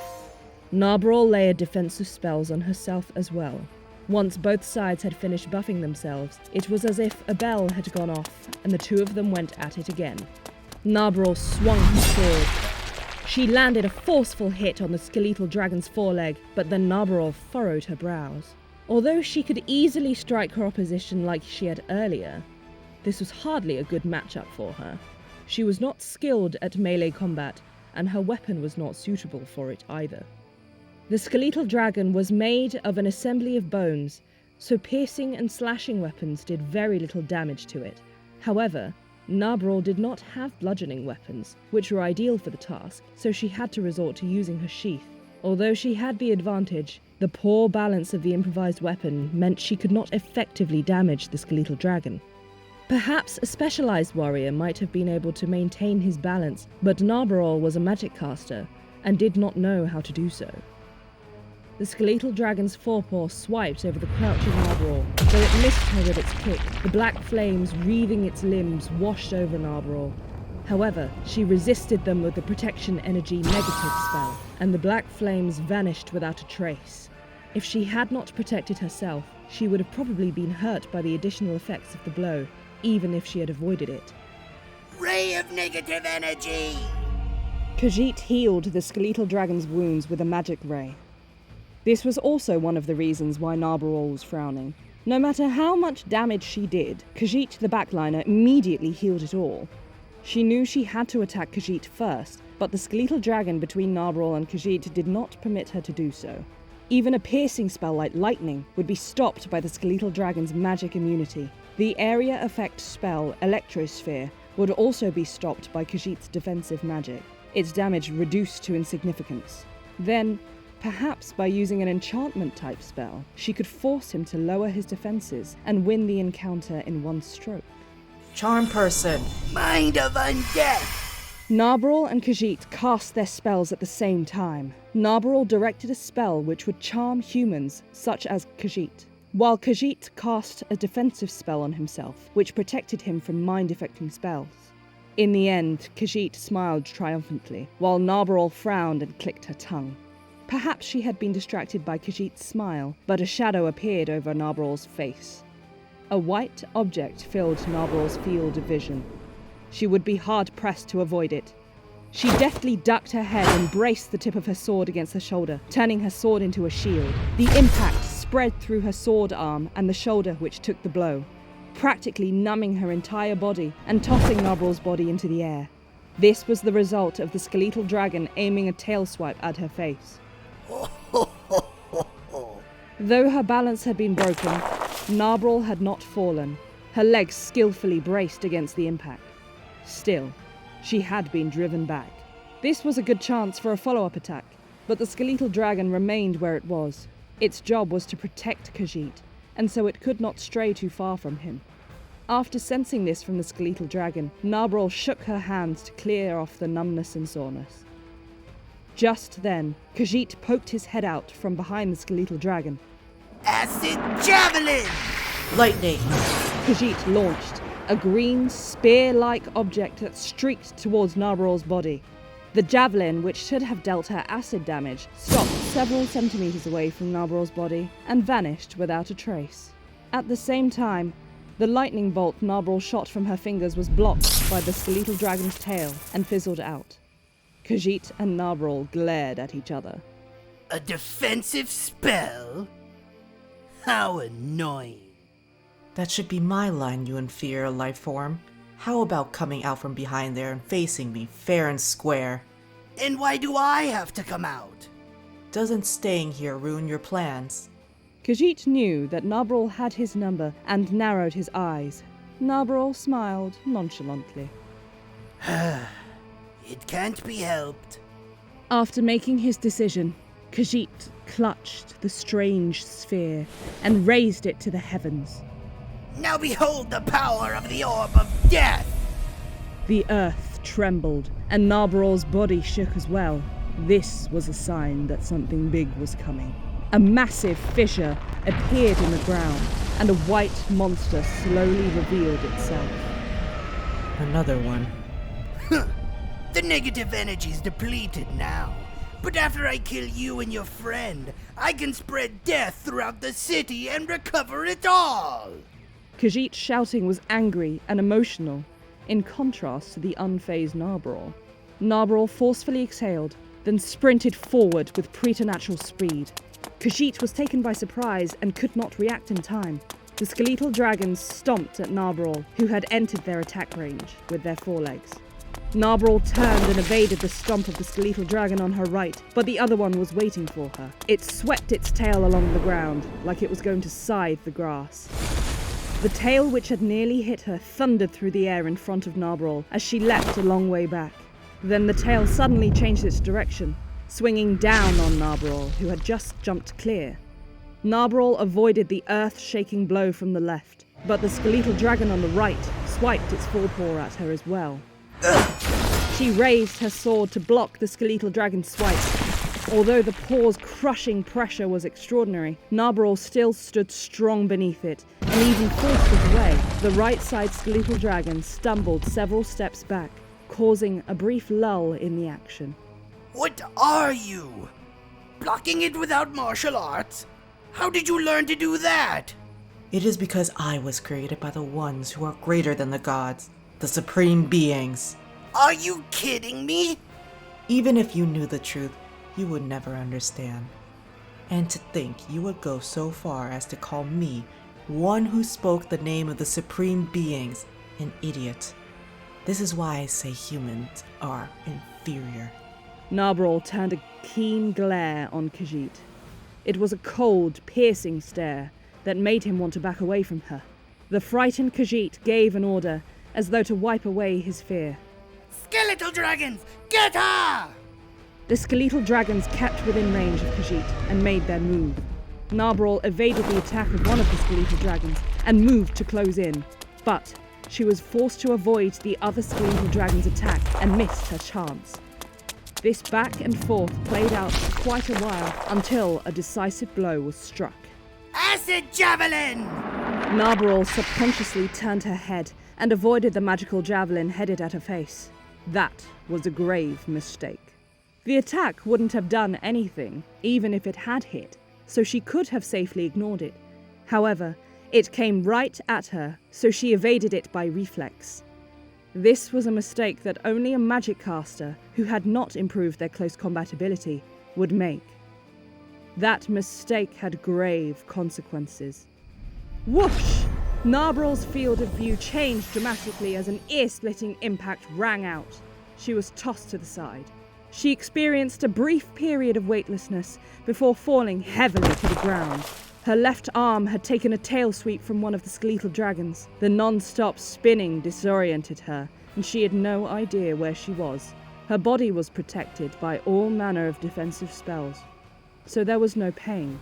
However, the two skeletal dragons raised their forelegs over Narberal. One might say she was out of options, normally speaking.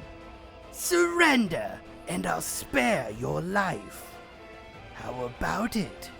A sadistic grin bloomed on Khajiit's face as he assured himself of his impending victory. Of course Khajiit was not going to spare her.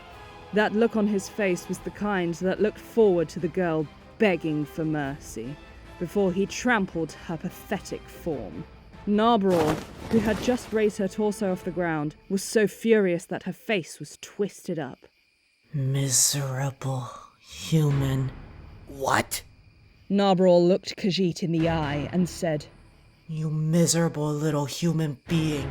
How dare you utter such nonsense, you pile of trash. Khajiit's eyes went wide, and he shuddered with rage, and he gave the order to finish her off. Destroy her! Skeletal dragons! The two dragons raised their forelegs, and Narberal smiled. The words of the man she revered had reached her ears. She would hear him, no matter how far away his voice was. Narberal Gamma, display the true power of Nazareth. Understood. Then, I shall no longer face you as Nabe, but as Narberal Gamma. The skeletal dragons brought their forelegs down, intending to crush Narberal's body beneath their forepaws. At the very last moment, Narberal cast a spell before being reduced to paste. Teleportation. Narberal's field of vision immediately changed. She was now about 500 meters in the air. Without wings to keep her aloft, Narberal plummeted towards the ground. The wind shear roared across her body, and the ground drew close. Narberal laughed. Fly. Her rate of descent slowed and then stopped, until Narberal hung in the air, looking down on the battlefield from just now. Khajiit and the two skeletal dragons looked around in shock as Narberal was nowhere to be found.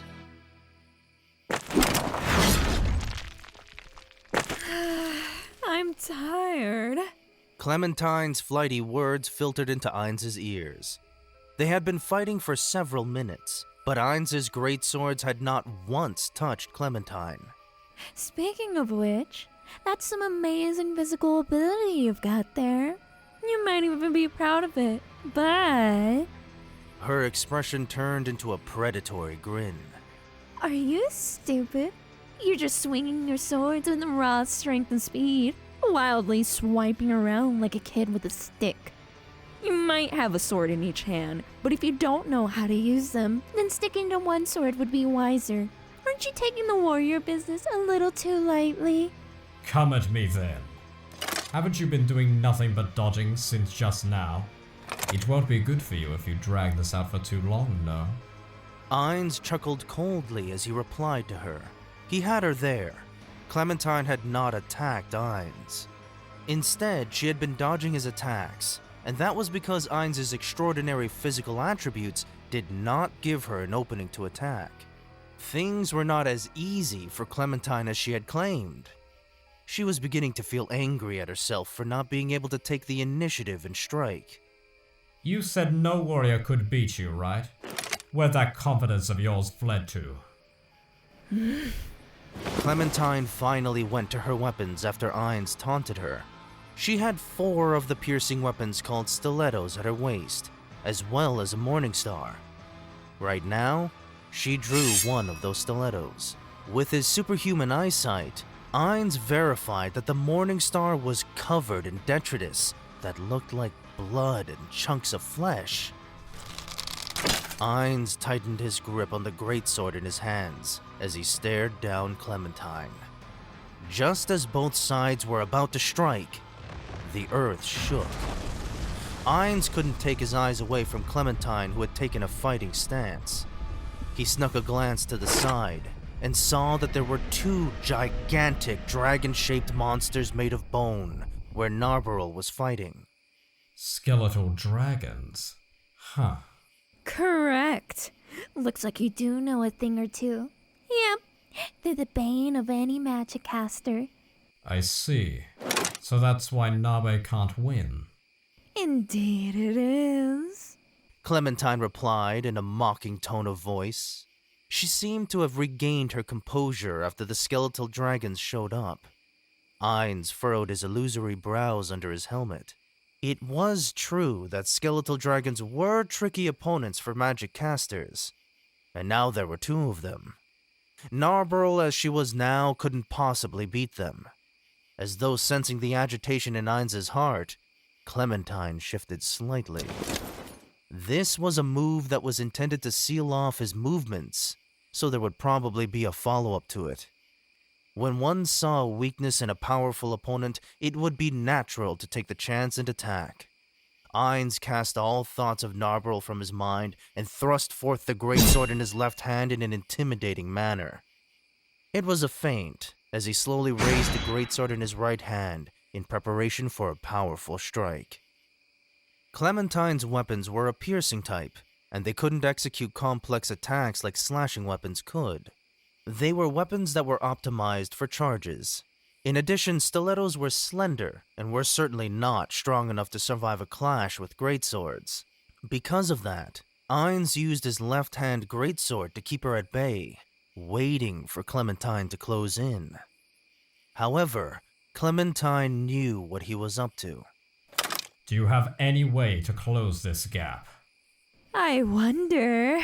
Clementine wore a smug, self-assured look on her face as she responded in her usual self-assured tone. All of this pointed to the fact that she had something up her sleeve. Clementine slowly changed her posture, lowering herself into what seemed like a runner's crouch. However, her body was still upright, so she looked very strange. It might have appeared comical, but this was definitely not the sort of stance one could take lightly. And then, Clementine moved. Before Ainz's vigilant eyes, Clementine shot out like a fully compressed spring. She sprinted right at him. It was a charge that even Ainz, with his superhuman physical abilities, could hardly believe was possible. Like a hurricane that devoured everything in its path, Clementine closed the distance between them in an instant. She slid under the greatsword Ainz was holding out, her physical dexterity allowing her to maintain her full speed as she moved. Ainz, who was shaken by Clementine's serpentine movements, forcefully swung his right-hand sword. The powerful stroke ripped through the air as it surged toward Clementine, promising unimaginable devastation if he connected. And in that brief instant, Ainz saw the face-splitting grin on her face get even wider. Invulnerable fortress! The unbelievable sight took Ainz aback. The slender stiletto had actually blocked a hit from a greatsword that was more than 10 times its mass. The stiletto should have snapped under the grand strike it had just blocked head-on. Even if it had remained intact by some miracle, it would have been knocked flying. However, it was Ainz's greatsword which bounced away, like it had struck some ridiculously strong castle wall. As though throwing herself into a lover's embrace, Clementine rushed toward Ainz's unguarded chest. In that moment, half of Ainz's field of view was taken up by the grinning Clementine. Ainz retreated, but his opponent was faster. This attack, which combined a full tilt charge, all her strength and skillful use of momentum, could only be described as meteoric. There was a flash of light, and then the screeching of metal clashing with metal rang through the graveyard. Clementine ducked the wild swing of Ainz's left-hand sword and then sprang clear. Ainz knew the secret behind Clementine's flashy moves. She must have used martial arts to deflect Ainz's attack. These were techniques which did not exist in Yggdrasil. They could be said to be a warrior's magic, and they were things of which he had to be wary. Its effect seemed to be to defend against his greatsword hit and neutralize the weapon's impact. So hard. What's that armor of yours made of? Adamantite? Although he didn't feel pain, he felt that something sharp had pierced his left shoulder, near the place where he had heard the sound of scraping. Ainz glanced to the shoulder from where the impact had come, but there was only a slight dent in the armor. Although the armor had no special magical properties, it was still the product of a level 100 magic caster's spells. The armor's hardness increased with its creator's level, so the fact that there was a dent in the armor was a testament to the destructive power of Clementine's strikes. Oh well, if that's the case, next time, maybe I should hit somewhere with thinner armor. Although, I wanted to wear you down bit by bit, then slowly torment you once you couldn't move. What a shame. What a shame. Ainz realized that Clementine had not been wildly attacking his shoulders, but aiming to disable his arms in order to render him incapable of fighting. For the first time, Ainz felt something like respect toward Clementine the warrior. All Ainz could do was simply swing his swords and deal damage to the enemy. Of course, if he could hit at all, the enemy would assuredly be slain. However, against a skilled opponent, he had to carefully consider the flow of the battle. This has been good training for me. Then I'm coming. Just as Ainz was admiring Clementine, she took that strange stance she had assumed from just now. In response, Ainz raised his right-hand greatsword to meet the attack. This time, however, he did not thrust forth his left-hand greatsword.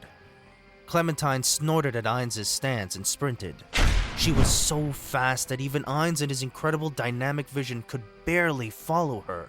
If she had not rushed straight at him, he might have lost track of her movements.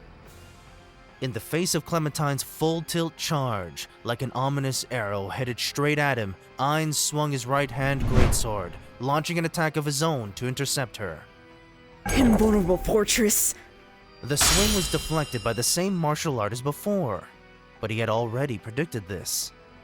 Ainz had lost his balance in the previous exchange because he had put all his strength into the blow, so this time, he didn't use as much force.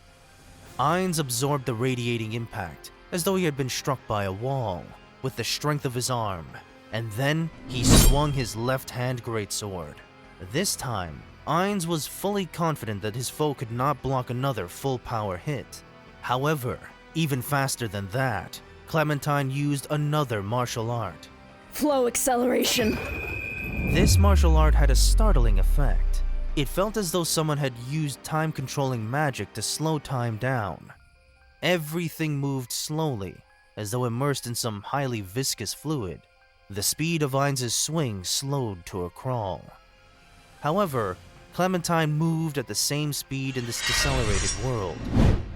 She effortlessly dodged Ainz' counterattack and approached Ainz from the front. This might have been some sort of misperception on Ainz' part. The magic rings which Ainz wore should have protected him from temporal attacks and attacks designed to impede his freedom of movement, although there might be some unknown factor at work here. He must have felt like she had accelerated all of a sudden because his battle with Clementine was so intense. The important thing was that Ainz had seen this martial art before, but he hadn't felt the same way back then. Gazif Stronov had used this technique before. Before he could finish speaking the name, her stiletto stabbed at him. It was aimed at one of Ainz' eyes through the narrow vision slit of his helmet. Ainz forcefully jerked his head to the side, and while he managed to evade the stiletto thrust, the sound of metal shrieking against metal echoed through his helmet. Before he could breathe a sigh of relief that he had avoided the worst of it, he glimpsed Clementine readying her stiletto for another attack out of the corner of his eye. Even after factoring in the differences in their physical abilities, Clementine's straight-line thrust was faster than the circular swing of Ainz' greatsword.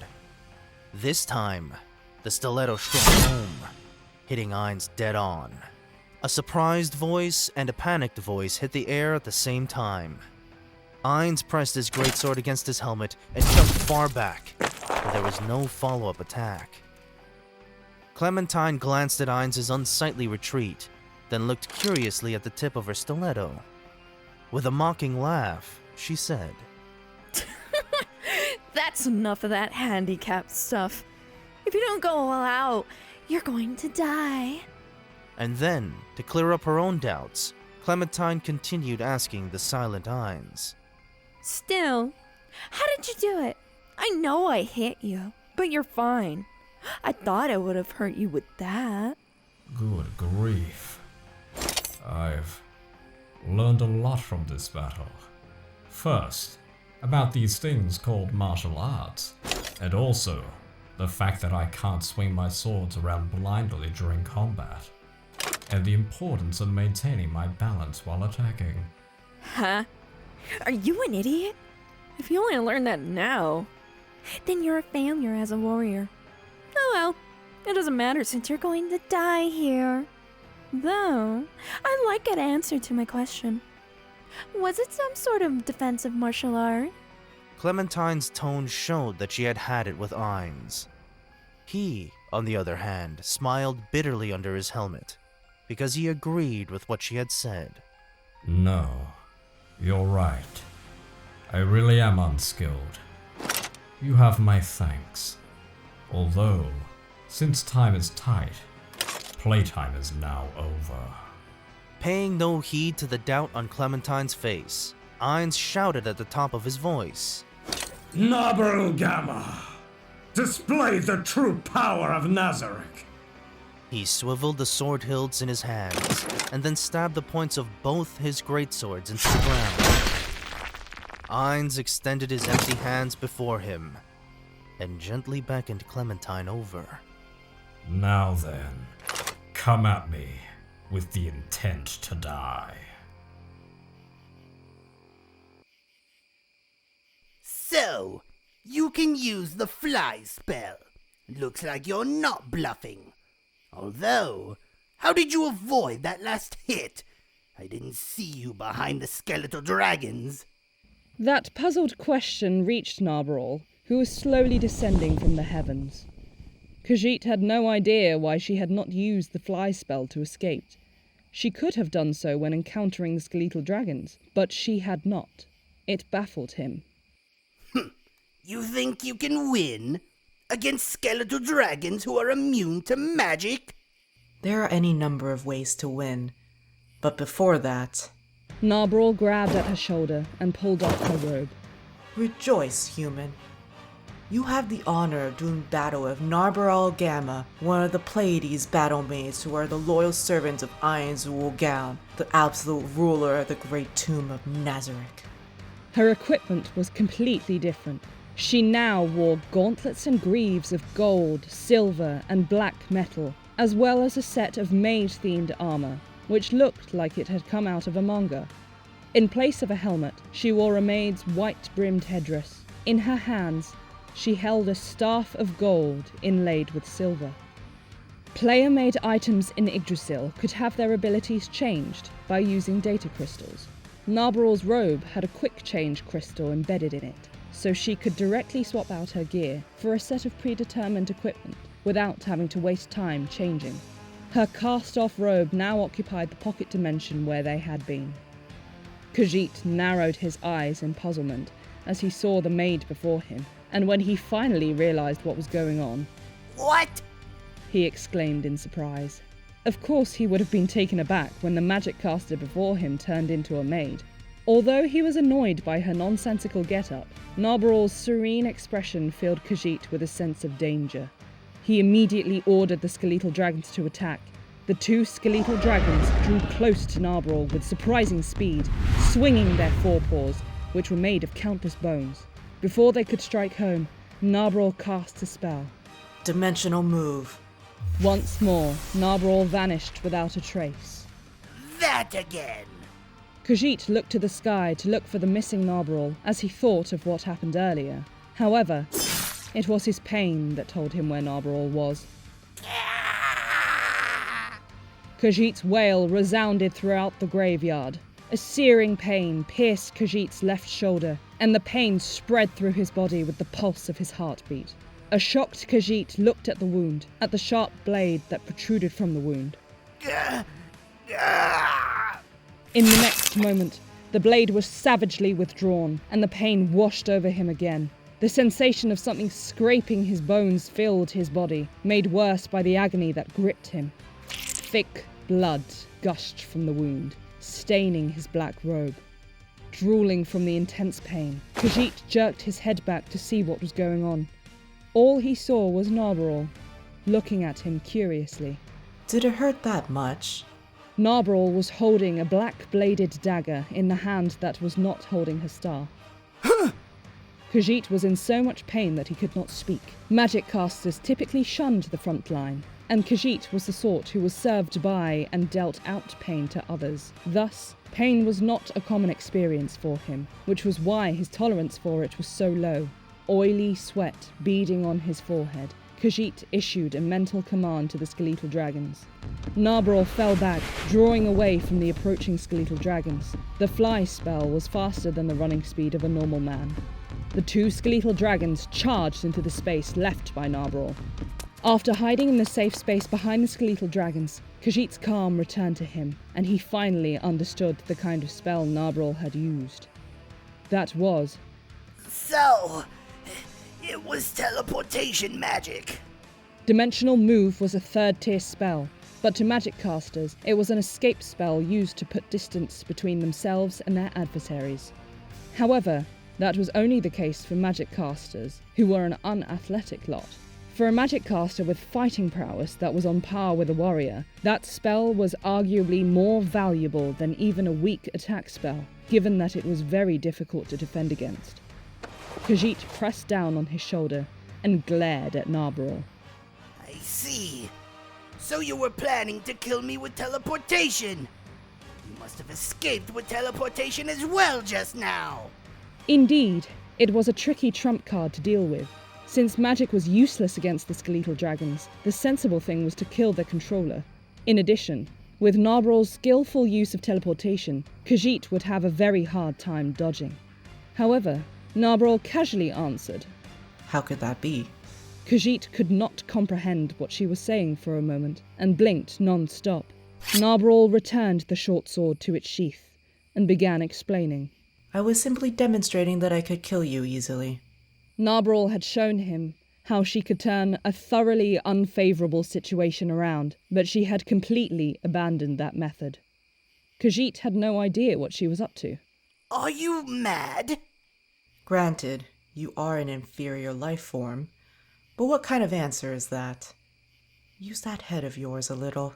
Khajiit shuddered as he saw Narberal's cold glare. He was not trembling in anger, but in fear. Unease welled up within Khajiit's mind. Well, it's about time to wrap this up. As a servant, it would be rude of me to keep Lord Ainz waiting. You seem to think magic is useless against skeletal dragons. I shall enlighten you, inferior life form. The fee for that lesson will be your life. She released her staff and clapped her hands together. As she drew them apart again, tongues of white lightning arced between them.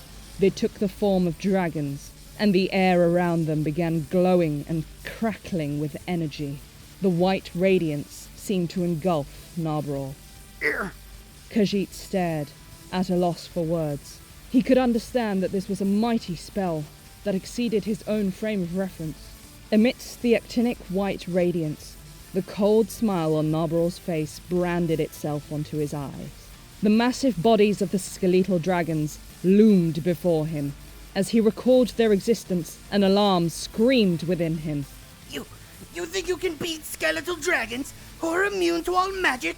Go! Kill her! Khajiit's shouted order was laced with the panic he could no longer hide. As the two skeletal dragons drew close, Narberal laughed. It was the laugh of a merciless master correcting her foolish pupil. Immune to all magic. It's true that skeletal dragons resist magic, but that ability only applies to spells of the 6th tier and below.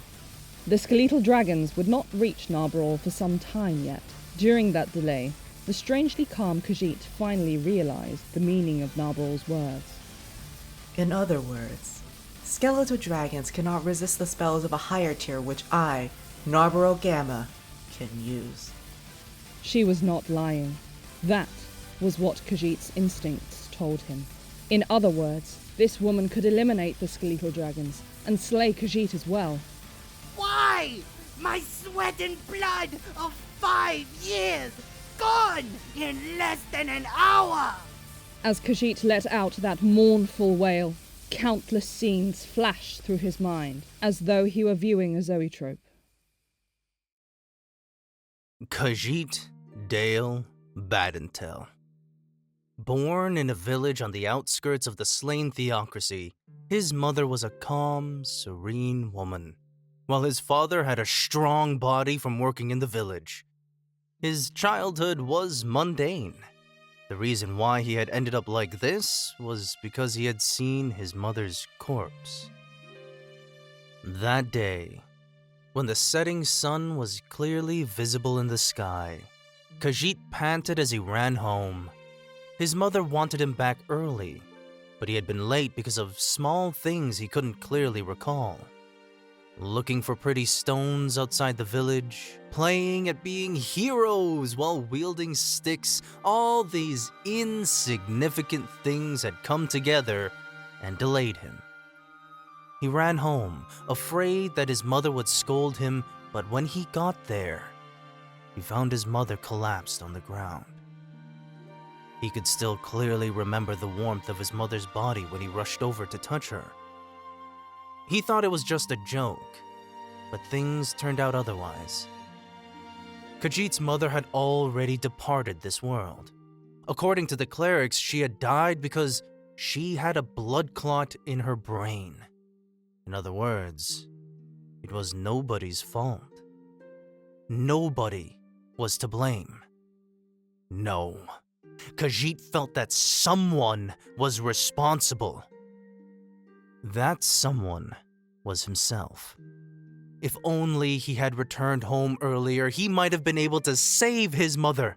There were many divine magic casters in the slain theocracy, and there were quite a few in Khajiit's own village. If only he had begged them for help, perhaps his mother might be well and still smiling at him. The person who had caused his beloved mother's face to twist in agony was none other than himself. Khajiit made up his mind to atone for his misdeed. In other words, he would bring his mother back to life. Yet the more magic he learned, the bigger the problems he encountered. There was a resurrection spell in the 5th tier of divine magic, but that spell couldn't resurrect his mother. Resurrection expended a tremendous amount of life force on the part of the dead person, and the deceased who lacked sufficient life force wouldn't be resurrected, but reduced to ash and dust. His mother didn't have the necessary vitality, nor did he have the time needed to research a new resurrection spell. However, if he abandoned his humanity and became undead, he might be able to buy himself enough time to eventually develop a new spell to raise the dead. That was the conclusion which Khajiit had arrived at. He abandoned the divine magic he had studied all his life and stepped on the path of using arcane magic to become undead. However, there were still obstacles in his way. After walking the path of an arcane magic caster, he would still need a very long time to become a high-tier undead creature, even after forsaking his humanity. And of course, there might be obstacles in his way, in the form of talent and ability, and he might not even be able to become undead in the first place. One of the ways to overcome these obstacles was to gather a massive amount of negative energy. Yes, by killing an entire city's worth of people and turning them into undead in order to harness the negative energy they would generate. And then, just as his wish was nearly granted, another obstacle appeared in his way. I spent 5 years preparing in this city. I've held on to this dream for 30 years. What gives you the right to destroy all of this? You, who appeared out of nowhere. Khajiit's cry was answered by cold laughter.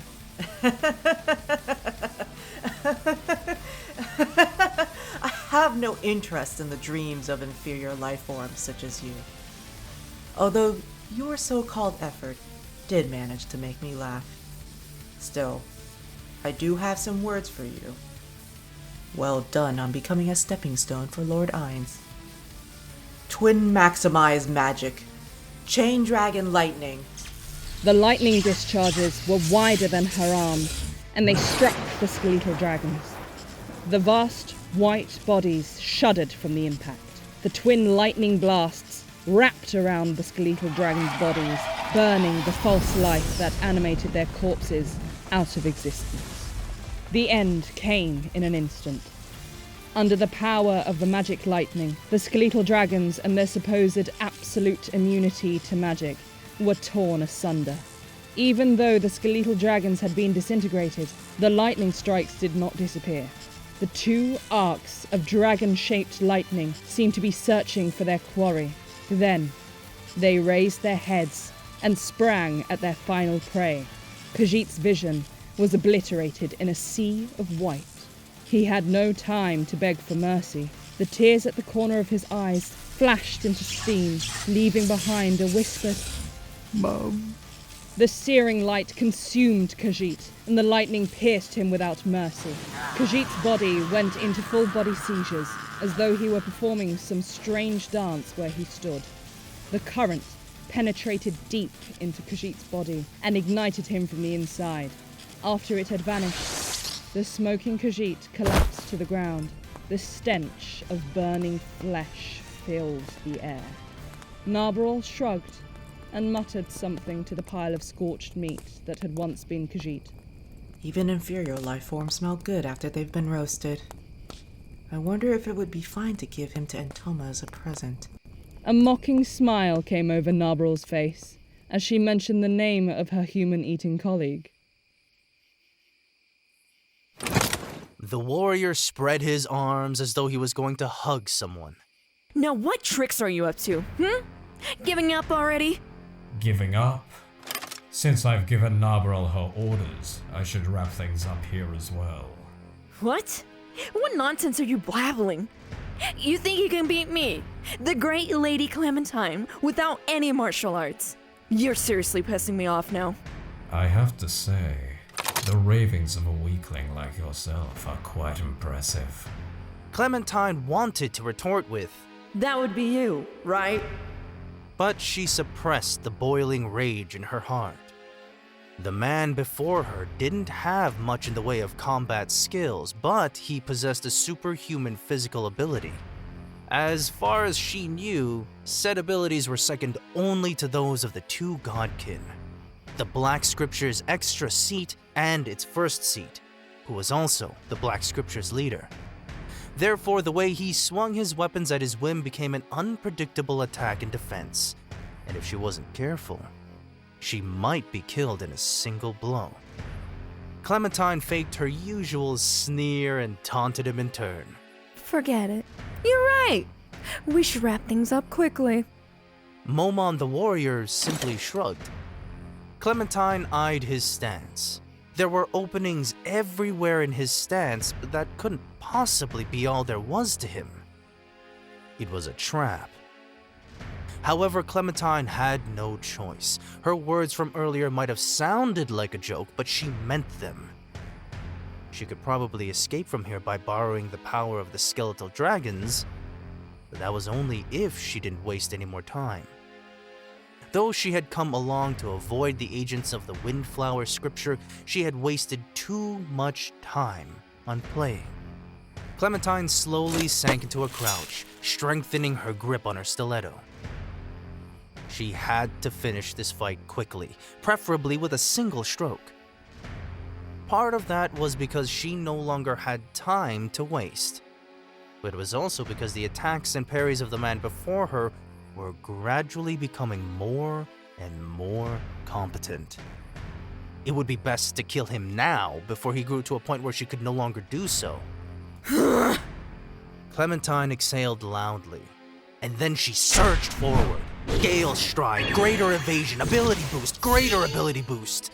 Those were the same 4 techniques she had used earlier in an attempt to shrink the gap between their physical abilities. In addition, she still had room to use other techniques no matter what Momon tried. In this high-speed world, she was fully aware of anything her opponent could do. He might draw his swords from the ground to attack, or use a martial art, or an unarmed strike, or a hidden weapon. No, he might use a thrown weapon instead. Clementine guessed that there were dozens of tactics her foe could employ, and she was confident that she could defeat each and every one of them. However, every single one of her guesses fell short of the mark, because her opponent did nothing. The Dark Warrior stretched out his arms, waiting for the attack. A shiver ran down her spine. This was the fear of something beyond her imagination, a fear of the unknown. Should she charge bravely forward, or back off and flee? Those were the only 2 options left to her. Clementine was cruel and merciless, but she was no fool. In that fraction of a second, she worked out countless possibilities and countermeasures. In the end, it was her pride and her confidence in her abilities which spurred Clementine on. Though she had betrayed them, she had once been a member of the Slain Theocracy's strongest special operations group, the Black Scripture. There were probably less than 10 warriors who could defeat her. It was unthinkable that she should flee from Momon, an unknown fighter with hardly any skills to speak of. Once she made her decision, the rest was easy. There was no need to hesitate any further. As she recovered the composure of a first-rate warrior, Clementine sprinted for Momon's chest, so fast it seemed they were going to embrace each other. Die! Using all the muscles in her body, Clementine thrust the stiletto into the vision slit of Momon's full helm.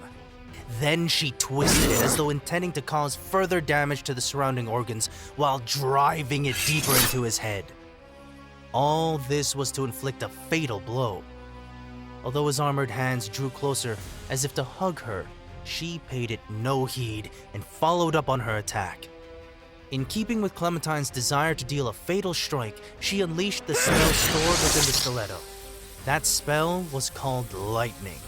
Lightning bolts shot through Ainz's body. Clementine's weapons possessed a magic accumulate enchantment. she could store a spell within the weapon and release it later. Although the act of doing so would expend the spell, that stored spell could be just about any sort of magic. Thus, it was a handy enchantment which allowed her to prepare for just about any situation with the right stored spell. She drove the stiletto deep into his skull and then released a lightning attack on top of it. This was certainly a fatal blow. However, I'm not done yet. Flow acceleration! even faster than before, she drove another stiletto into the full helm's vision slit and then released the fireball spell locked within. In her mind, Clementine saw Momon's body burning with his armor, and she imagined she could smell his scorched and blackened flesh. However, Clementine's eyes went wide in shock as she was confronted by an unexpected sight. I see. Yggdrasil did not have magic weapons like this. Well, this is an eye-opener. Despite having stilettos stabbed through both his eye sockets, Ainz was still muttering casually to himself. Clementine then realized that there had been no blood when she stabbed him. No way! Impossible! Why aren't you dead? She had never heard of a martial art like this which could make people invincible. Or had he used some other method to deal with her stabs? If that were the case, how had he stopped the follow-up magical attacks? Even a hardened veteran like Clementine had no answer to those questions. Clementine's body was swallowed in an embrace, and she was now pressed against Momon. The adventurer's plates rattled. Shall I tell you the answer? The jet black full plate vanished, relieving a terrible face beneath. It was a fleshless skull. Her stilettos protruded from his empty eye sockets, through the black mirror shades covering them. But it didn't seem to be in the slightest bit of pain. Clementine knew what that face meant. Undead! An Elder Lich! Well, I had a lot of questions to ask you, but I guess not. All I can say is that your answer came quite close then. The monster before her had neither skin nor flesh, so it shouldn't have an expression on its face. Yet Clementine had the feeling that it was smiling at her. How does it feel? How does it feel to fight a magic caster with sword in hand? How does it feel to be unable to finish things in a heartbeat? Don't look down on me! Clementine used all her strength to struggle free, but she was held immobile, as though by sturdy chains. Elder Liches were powerful undead who were skilled in the use of magic attacks, but their physical abilities were not very impressive. Clementine should have had the advantage. However, why? She could not get free. Once she realized that the mighty arm which held her, in other words, his physical strength, was not the result of his armor's enchantment, Clementine froze. What she saw in her mind was a butterfly trapped in a spider's web, with no way out. This is what I meant by a handicap. Simply put, there was no need for me to go all out. That is to say, cast a spell against an opponent like you. Son of a bitch! Well then, since the truth's out, let's begin. But first, these are in the way. There was a grinding sound as the Elder Lich pulled out the stilettos which had been stabbed into its eyes and cast them aside. As the undead creature did this, Clementine was still struggling for dear life, but even her full strength couldn't compare to the power in just a single arm of his. All she could do was squirm helplessly within his embrace, unable to move. After the two stilettos were drawn out, an evil red light remained in those empty eye sockets. They looked down on the panting, gasping Clementine as she exerted herself. Now then, shall we begin?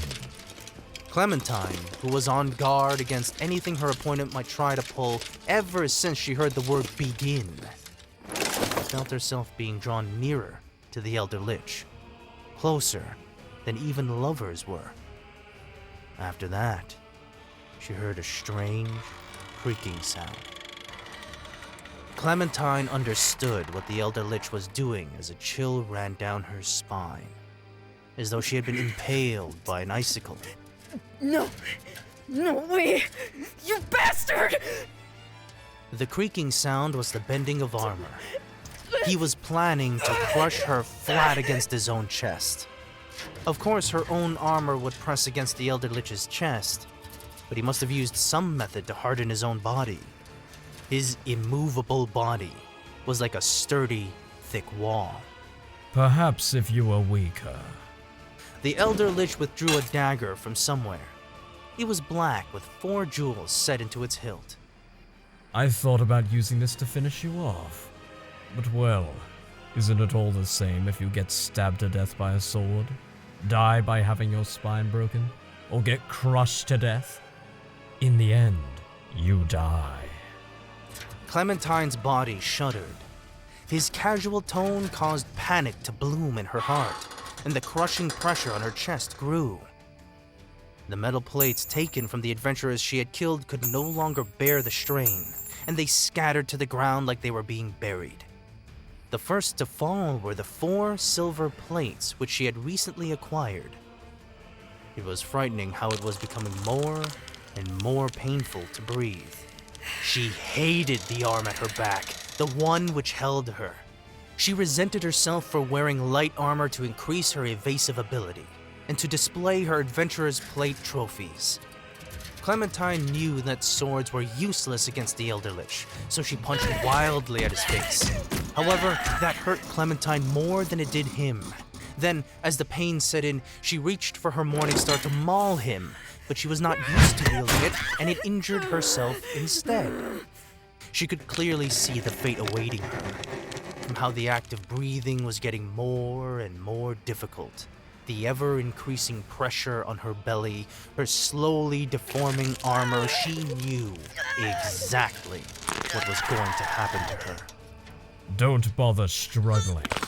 Do you think I can't end this quickly just by changing where my arm is pressing?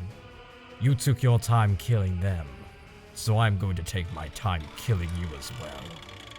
Clementine desperately flailed at him. She tried to push his face away, scratched at him until her nails nearly came off, even tried biting him. But nothing she did worked. The unbearable pressure kept increasing. No matter how hard she struggled, she couldn't break free of the arm binding her. Even so, Clementine kept squirming, betting everything for a slim chance at hope, even as it became difficult to breathe and her vision began blacking out. Is this the dance of death? She didn't even have the strength to hear those whispered words. There was the sound of retching, and then vomiting spewing over Ainz's body. The scarlet points of light in Ainz's eyes dimmed slightly. Clementine, who had been desperately swinging her arms about in the hope of escaping, was now a spasming lump of meat. Still, Ainz did not loosen his grip, but tightened it further. Soon the feeling of thick bones breaking ran up through Ainz's arms. He released the body, which could not even twitch anymore. Clementine's body thudded heavily on the ground, like a sack of rubbish. Her face was a hideous blend of agony and terror. Like a deep-sea fish brought up to the surface, one could see her internal organs in her mouth. Ainz took out his pitcher of endless water and used its ever-flowing stream of clean water to rid himself of the vomit that stuck to his body. At the same time, he spoke casually to Clementine, who could no longer answer him. I forgot to tell you, but I am a terrible hypocrite. Just as Ainz was starting to get annoyed by having to wet his clothes while cleaning his body, he heard a huge object approaching fast. He turned toward the source of the sound. As it turned out, it was Hamsuke. Hamsuke's fighting power was far weaker than that of Ainz or Narberal. Allowing it to fight would only lead to unnecessary injuries. Therefore, he ordered it to stand by some distance away. It must have come because it couldn't hear the sound of fighting anymore. He recognized the expression on the giant hamster's adorable face. It was worried for Ainz, and he went a little weak. The giant hamster, which didn't know what its master was thinking, approached Ainz with unexpected speed and then looked around. When it locked eyes with Ainz, it flipped over and bared its belly while wailing. There's a horrible monster here, my lord. My lord. Ainz grabbed his head, all the strength fleeing his body. Come to think of it, he hadn't yet shown Hamsuke his true form. However, he couldn't let it continue making a racket here. As he looked to the graveyard wall in the distance, he saw that the adventurers were still battling the wraiths. Judging by distance alone, they shouldn't be able to hear Hamsuke, but there was no guarantee of that. In a stern tone, Ainz scolded Hamsuke. That's enough clowning around from you. Oh? That manly and commanding voice. Could it be my lord? Indeed. That's why I need you to keep your voice down. Unbelievable! This is more than what I expected. Though I long knew my lord was possessed of tremendous power, this Hamsuke's faithful loyalty to you is redoubled. Is that so? However, I'll say it again. Keep your voice down. That's cruel, my lord. Please do not make light of your servant's pledge of loyalty. Did you not hear what Lord Ainz said? Fool. Part of Hamsuke's body flattened as it was kicked into the distance. In place of its body was Narberal's foot, which she slowly withdrew. Lord Ainz, there should be no value in raising this foolish life form. Would you allow your loyal servant to incinerate it with lightning? No. Being known as the one who commands the wise king of the forest is quite worthwhile. Having it alive and well on our travels is beneficial to us. Back to the point. Narberal, time is short. Go loot their bodies. We might need to turn their possessions over to the local authorities. So we need to ascertain the value of those objects first. Understood. I will be in the chapel. Take care of the rest. Yes, Lord. Then, what about the corpses? Should we take them back to Nazarick? No. We might need to hand over the masterminds behind the incident. So just take their equipment. Understood. Owie. Hamsuke, who had just run back, sighed with deliberate loudness. Narberal glared coldly at him.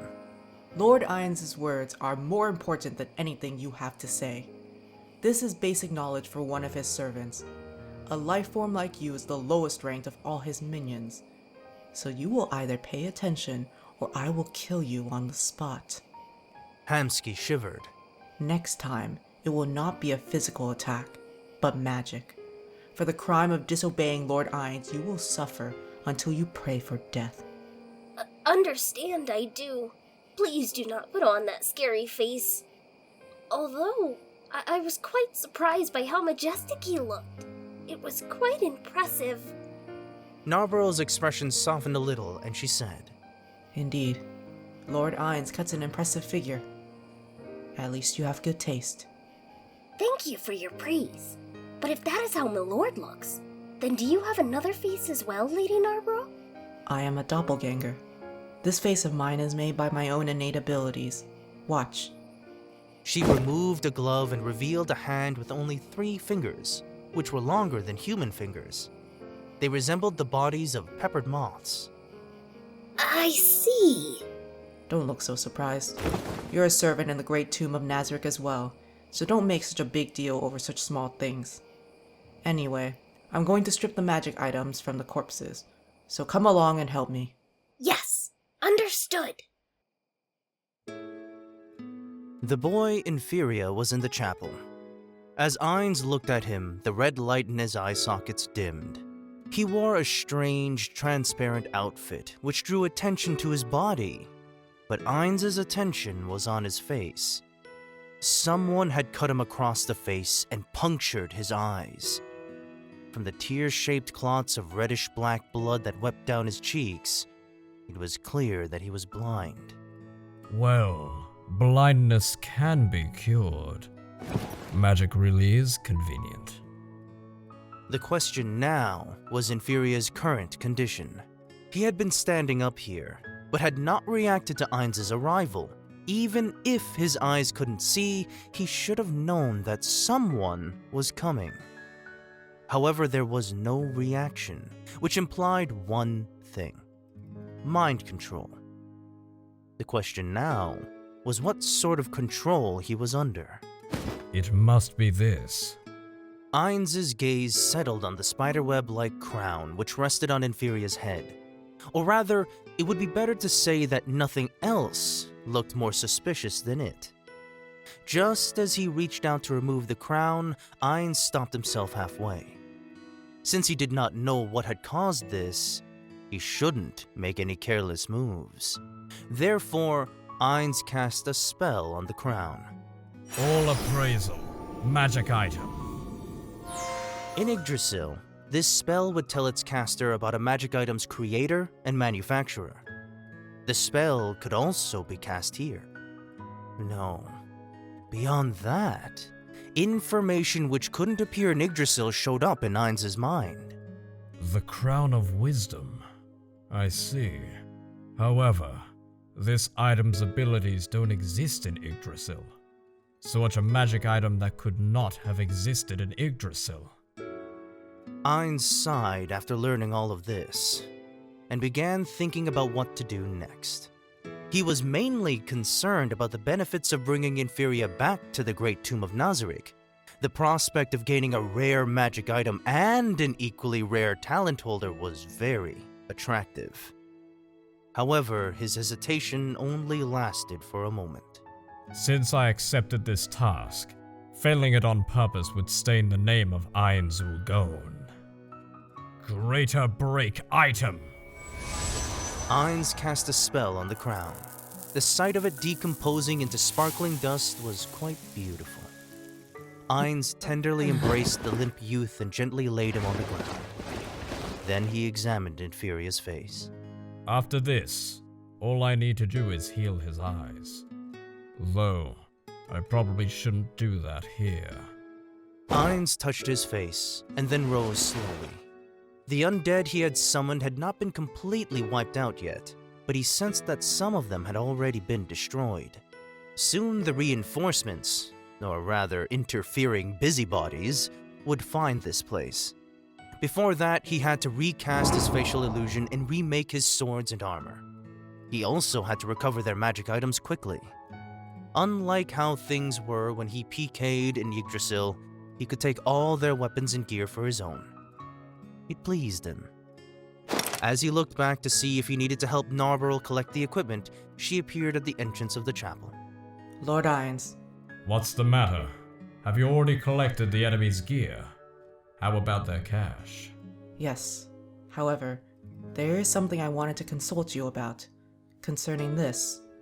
Narberal advanced into the chapel, a black orb in her hand. It looked uneven, like a pebble one might find by the side of a river, and it did not seem very valuable. What is that? It seems to be something which the inferior life form I fought treasured deeply. However, I do not know what effects it has. Is that so? Narberal the NPC knew far fewer spells than Ainz, and most of them were combat spells. This was why she could not appraise its value. Ainz picked up the orb and cast the same spell he had just now. All appraisal. Magic item. The red points of light which served as Ainz's eyes lit up. What is this? The Orb of Death. And it's an intelligent magic item. The Orb of Death was an impressive name, but it was hardly outstanding. It aided in controlling the undead, and it could cast several different necromantic spells every day. But none of these appealed to Ainz. It also had the drawback of mentally dominating humans who held it. Although Ainz and Narberal, who possessed defenses against mind-affecting effects, were immune, as were demi-humans or heteromorphic creatures. What a strange item. The only thing which intrigued him was the fact that it was an intelligent magic item. Ainz poked it lightly, and just as he was about to command it to speak, there was a voice in his head. Greetings to you, O mighty King of Death. Those words echoed within his skull. Ainz continued looking at the orb. In a world of monsters and magic, this was hardly something to shout about. So it really is an intelligent magic item. Ainz nimbly rolled the orb from hand to hand, and then continued examining it.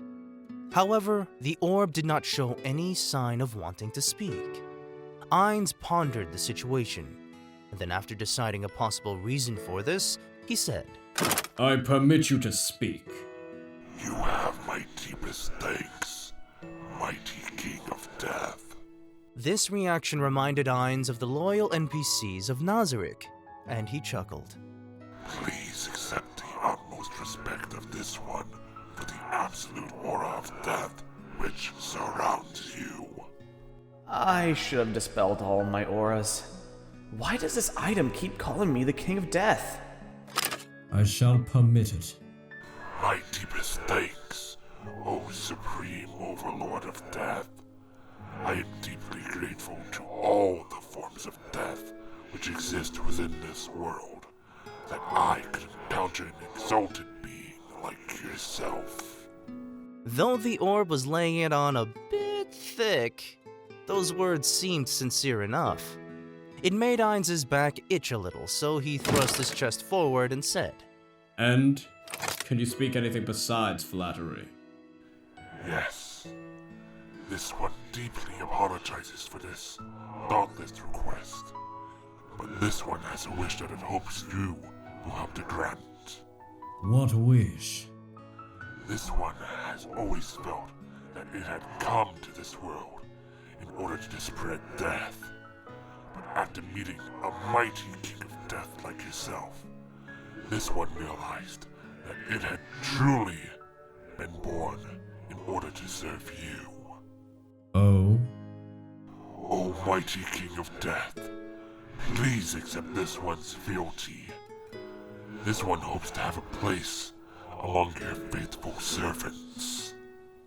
It sounded sincere enough, and if it had a head, it would probably have been lowered. Ainz pressed his knuckles to his mouth and began thinking. He had to consider the merits and demerits of taking it as a minion, whether it was reliable and so on. Ainz examined the magic item again. For safety's sake, he should probably destroy it. However, something like this did not exist in Yggdrasil, so destroying it would be a waste. After casting several protective spells on the orb, Ainz called out to the giant hamster that had entered the chapel. Hamsuke! What does my lord desire? Take it. Ainz tossed the orb he was holding, and Hamsuke nimbly caught it. May I ask my lord about this item? It's a magic item. You can use it, right? I should be able to. But it's noisy. It's so loud I want to return it to my lord. Narberal looked at Hamsuke, her eyes wide. Are you giving it to the newcomer? Ainz could tell from the way she had lost control of her voice that Narberal was deeply shaken. Though I've already cast anti-detection spells on it, I can't say it's perfectly safe. So it's better to hand it to Hamsuke. I see. As expected of Lord Ainz. Your wise judgments are impeccable. Before him were Narberal and Hamsuke, who was bowing. Its cheeks were larger than a human's fists. Just as he was about to order them to fall back, Ainz noticed his bright red cape. On a whim, he grabbed its hem. Now then, if the recovery is complete, then let us take Nfirea. Ainz flourished his red cape in a grandiose manner. And return in triumph.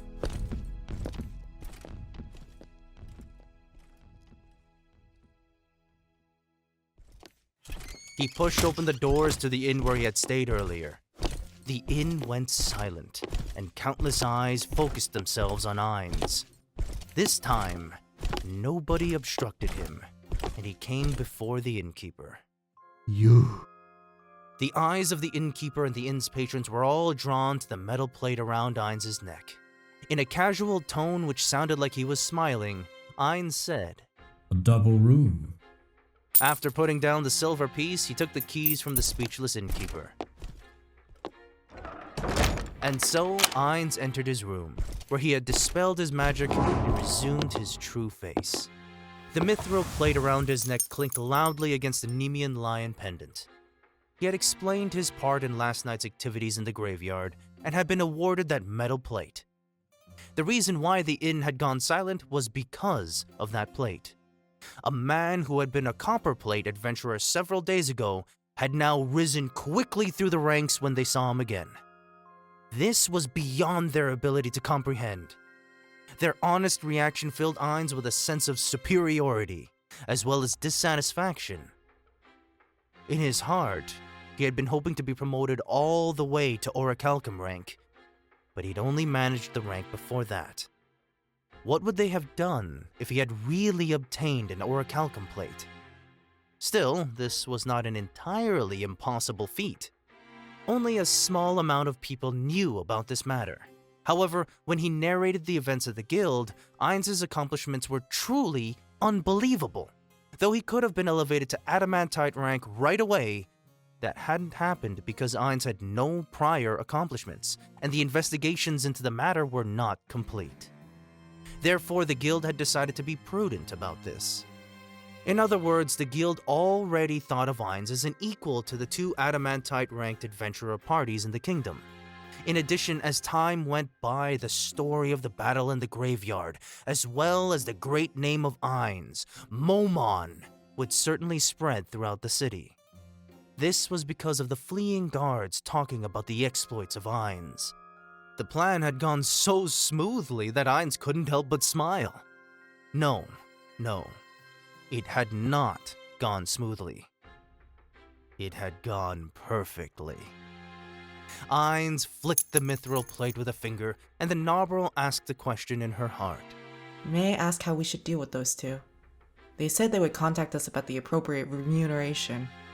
Narberal was referring to Nfirea and Lizzie Barriar, the two herbalists. Ainz had already decided how to deal with them. Lizzie said she would pay everything she had. Therefore, I will have her bring her grandson to Khan village. She will make potions for me. No, for the great tomb of Nazarick. There are people who can make potions in Nazarick as well. Why must you specifically engage these lower life forms to do so as well? It's because I want a new source of power. Narberal stared dumbfoundedly and didn't respond, so Ainz continued. I have considered the potion ingredients might run dry, so it is necessary to develop potion-making methods other than those in Yggdrasil. In addition, we might be able to combine the methods in this world and Yggdrasil, thus opening up a new avenue of power for us. After all, we might have already fallen behind by 600 years. Of course, we'll need to sternly warn her not to spread the means of making those potions. But looking at her, it seems that won't be a problem. Ainz recalled Lizzie's reaction when he brought Nfirea back to her. He had already healed Nfirea's eyes, but he was still semi-conscious due to the tremendous shock he had received. Even so, when Lizzie learned that her grandson's life was no longer in danger, she wept copiously and swore that she would pay Ainz what she had promised. Let's leave Lizzie aside for now. There's something more important to take care of. Ainz cast a message spell and contacted Albedo. He had received Antoma's message earlier, but since he was not free to talk earlier, Ainz could only tell her not to worry too much about things. After that, he had been far too busy to talk. After the message connected to Albedo, the first thing she said far exceeded his imagination. Lord Ainz, Sheltier Bloodfallen has rebelled against us. For a moment, he had no idea what those words meant. After they slowly filtered into his mind, Ainz' reaction was like that of a moron. Huh?